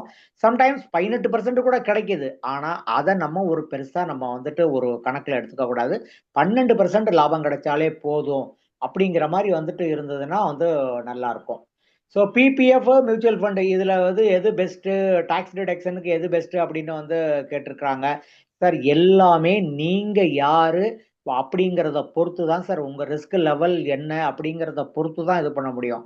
வெறும் டாக்ஸ் டிடக்ஷன்னா பிபிஎஃப் பெஸ்டர். ஆனா மியூச்சுவல் ஃபண்டுங்கிறது வந்துட்டு அவ்வளவு டாக்ஸ் டிடக்ஷன்லாம் வந்துட்டு டாக்ஸ் எல்லாம் போகும். ஆனா வருமானம் ஜாஸ்தியா இருக்கும். ஸோ எதுக்காக என்ன அப்படிங்கிறத பொறுத்து தான் நம்ம வந்துட்டு இது பண்ணணுமே ஒழிய இது பெஸ்டா அது பெஸ்டா அப்படின்னு வந்துட்டு ஆப்பிளையும் ஆரஞ்சையும் நம்ம வந்து கம்பேர் பண்ணக்கூடாது. ஓகே, நீங்க உங்களுக்கு ஆப்பிள் வேணும்னா நீங்க ஆப்பிள் எடுத்துக்கலாம், ஆரஞ்சு வேணும்னா ஆரஞ்சு எடுத்துக்கலாம். ஓகே, ஸோ ஃபிக்ஸ்டு டெபாசிட்ல வந்துட்டு இது வந்து ஃபண்டு கட்டாயமா வச்சிருக்கணும்னா அது உங்களுடைய இதை பொறுத்து தான் சார். கட்டாயமாலாம் வந்துட்டு வச்சிருக்கணும்னு வந்துட்டு ஒன்றும் கிடையாது. அதே மாதிரி எனக்கு வந்து 50 வயசு ஆயிடுச்சு. நான் வந்து இனிமேல ஈக்விட்டியில அதிகமான எக்ஸ்போசரை வச்சுக்கலாமா அப்படின்னா பொத்தாம்பொதுவான கேள்வி சார். இது வந்து இது 50 வயசுல நீங்க என்ன ரிஸ்க் லெவல் எடுக்கிற லெவல்ல இருக்கீங்க, உங்களுடைய கோலை நீங்க எவ்வளவு ரீச் ஆயிருக்கீங்க, அதை பொறுத்து தான் வந்து இது இருக்கும். வெறும் ஏஜை மட்டுமே வச்சு நீங்க இது பண்ண முடியாது. ஏன்னா சில பேர் 60 வயசானாலும் பரவாயில்ல எனக்கு ஈக்விட்டிலே போடுங்க, நான் பாத்துக்கிறேன் வர ரிஸ்க் அப்படின்னு சொல்றவங்களும் இருக்காங்க. ஸோ உங்களுடைய ரிஸ்க் ப்ரொஃபைல் பார்த்த பிறகுதான் இந்த இதை வந்துட்டு இந்த கேள்விக்கு பதில் சொல்ல முடியும். பொதுவா வந்து என்ன சொல்லுவாங்கன்னா வந்துட்டு 50 வயசுக்கு பிறகு குறைச்சிக்குங்க அப்படிம்பாங்க. அது ஒரு எச்சரிக்கை தான். ஆனா உங்களுடைய ரிஸ்க் லெவலை பார்த்துட்டு வந்து நம்ம வந்துட்டு இது பண்ணிக்கலாம். ஸோ நிறைய ஒருத்தர் வந்து கேட்டிருக்கிறாரு என்னென்ன டாக்குமெண்ட்ஸ் நான் கொடுக்கணும் அப்படின்னு. அந்த டாக்குமெண்ட் லிஸ்ட்டையும் நான் உங்களுக்கு வந்து ஷேர் பண்ணியிருக்கேன். இந்த டாக்குமெண்ட் லிஸ்ட்டை நீங்க வந்துட்டு அனுப்புனீங்கன்னாலே போதும். உங்களுக்கான உங்களுக்கான கேஒய்சி முதல்ல பண்ணுவோம். உங்களுக்கு கேஒய்சி இல்லாத பட்சத்துல முதல்ல நாங்க கேஒய்சி பண்ணுவோம். ஓகேயா? அதுக்கு பிறகு வந்து உங்களுக்கு யூசிசின்னு சொல்லிட்டு என்எஸ்சியில் ஒரு ஒரு இன்வெஸ்ட்மெண்ட் அக்கௌண்ட் ஆரம்பிப்போம். அது பிறகு நீங்க எஸ்ஐபி பண்றதா இருந்தா மேண்டேட் பண்ணுவோம். அதுக்கு பிறகு உங்களுக்கு ஃபண்டு சஜஸ்ட் பண்ணுவோம். நீங்க அதை வந்துட்டு எந்த தேதியில வாங்கணுமோ வாங்க ஆரம்பிச்சிடலாம். எங்களுக்கு எந்த சார்ஜும் நீங்க கொடுக்க வேண்டிய அவசியம் இல்லை. எக்ஸ்பென்ஸ் ரேஷியோ கட்டினீங்கன்னா வந்து போறோம். ஓகேயா? ஸோ இதெல்லாம் வந்து தான் வந்துட்டு உங்களுக்கான கேள்விகளா இருக்கு. மற்றபடி நீங்க ஃபீட்பேக் ஃபார்ம் கட்டாயமா போடுங்க. அப்படி போடுறவங்களுக்கு தான் இந்த கால்குலேட்டரும் கிடைக்கும், அந்த இந்த இந்த வீடியோவும் கிடைக்கும். ஸோ வித் திஸ் செல்வா நீங்க you can take over. Yes sir, thank you. Venkat sir, நீங்களும் ஆன்லைன்ல இருந்தீங்கன்னா நீங்க ஏதாவது பேசணும்னா கூட நீங்க வந்து பேசலாம். உங்களுக்கு வந்து அன்மியூட் ரிக்வெஸ்ட் கொடுத்துருக்கேன் தான். ஸோ மீன்வைல் நிறைய பேர் ஃபீட்பேக் ஃபார்ம் வந்து ஃபில் பண்ணிட்டீங்க. ஸோ ஃபீட்பேக் ஃபார்ம் ஃபில் பண்ணவங்களுக்கு இமெயில் ஐடி நீங்கள் வந்து ப்ராப்பராக நீங்கள் வந்து போடுறத என்ஷூர் பண்ணிக்கோங்க. சில பேர் கம்மா அந்த மாதிரிலாம் இது பண்ணுறீங்க, அந்த சிஸ்டம்ல இருந்து அப்படியே அதை எடுத்து அனுப்புவாங்க. அந்த இமெயில் ஐடிக்கு இந்த 2 கேல்குலேட்டர்ஸ் ப்ளஸ் இந்த ரெக்கார்டட் செஷன், அதே மாதிரி இன்னைக்கு ஏஆர் குமார் சார் பேசின அந்த டெக், இது நாளும் உங்களுக்கு வந்து அனுப்பப்படும். இப்போனா ஒரு 2-3 நாள் கழிச்சு வந்து வரும். அதே மாதிரி ஏன்னா இந்த ரெக்கார்டட் செஷன் கொஞ்சம் எடிட் பண்ணிட்டு அப்லோட் பண்ணுவோம், அது கொஞ்சம் டைம் வந்து தேவைப்படும். இது ஒன்று. அதே மாதிரி சில டைம் எனக்கு வரல அப்படின்றவங்க அந்த ஸ்பேம் ஃபோல்டரையும் கொஞ்சம் செக் பண்ணி பாருங்க. சில டைம் ஃபர்ஸ்ட் டைம் இந்த மாதிரியான மெயில் வரதுனால ஸ்பேம் ஃபோல்டர்ஸ்ல வந்து போயிருக்கும். என்னை அழைக்கவும் அப்படின்னு சொன்னவங்களுக்கு 24 மணி நேரத்துலேருந்து 48 மணி நேரத்துக்குள்ள எங்க டீம் உங்களை வந்து காண்டாக்ட் பண்ணுவாங்க. எங்களுடைய ரிலேஷன்ஷிப் மேலே உங்ககிட்ட பேசுவாங்க. அதே மாதிரி இப்போ கேலண்ட்லி எக்கச்சக்கமான நபர்கள் புக் பண்ணியிருக்கீங்க. அந்த சரியான நேரத்தில் முடிஞ்ச அளவுக்கு எங்களோட டீம் கால் பண்ணிடுவாங்க. ஏன்னா சில டைம் அதுக்கு முன்னாடி ஸ்லாட்ல யாராவது ரொம்ப நேரம் பேசிட்டு இருந்தாங்க அப்படின்னா ஒரு 15 நிமிஷத்துலேருந்து 30 நிமிஷம் மாறுபடலாம், முன்ன பின்ன மாறுபடலாம். பட் மோஸ்ட்லி நீங்கள் புக் பண்ண டைமில் அன்னைக்கு அந்த நபர்கள் உங்களுக்கு வந்து கால் பண்ணிடுவாங்க. மீண்டும் அந்த கேலண்ட்லி வந்து புக் பண்ணாதவங்களுக்காக ஒரு லாஸ்ட் சான்ஸ். நான் அந்த கேலண்ட்லி லிங்க் அந்த சாட் பாட்டில் நான் வந்து ஐ மீன் சாட் செக்ஷனில் நான் வந்து போட்டிருக்கேன். அதை நீங்கள் வந்து பயன்படுத்திக் கொள்ளலாம். ஸோ கூகுள் ஃபார்ம் இது வரைக்கும் ஃபில் பண்ணாதவங்க தயவுசெய்து அவங்களுக்கும் ஒரு ஃபீட்பேக் ஃபார்ம் நான் திரும்பவும் நான் வந்து போடுறேன், அதையும் நீங்கள் வந்து ஃபில் பண்ணி கொள்ளலாம்.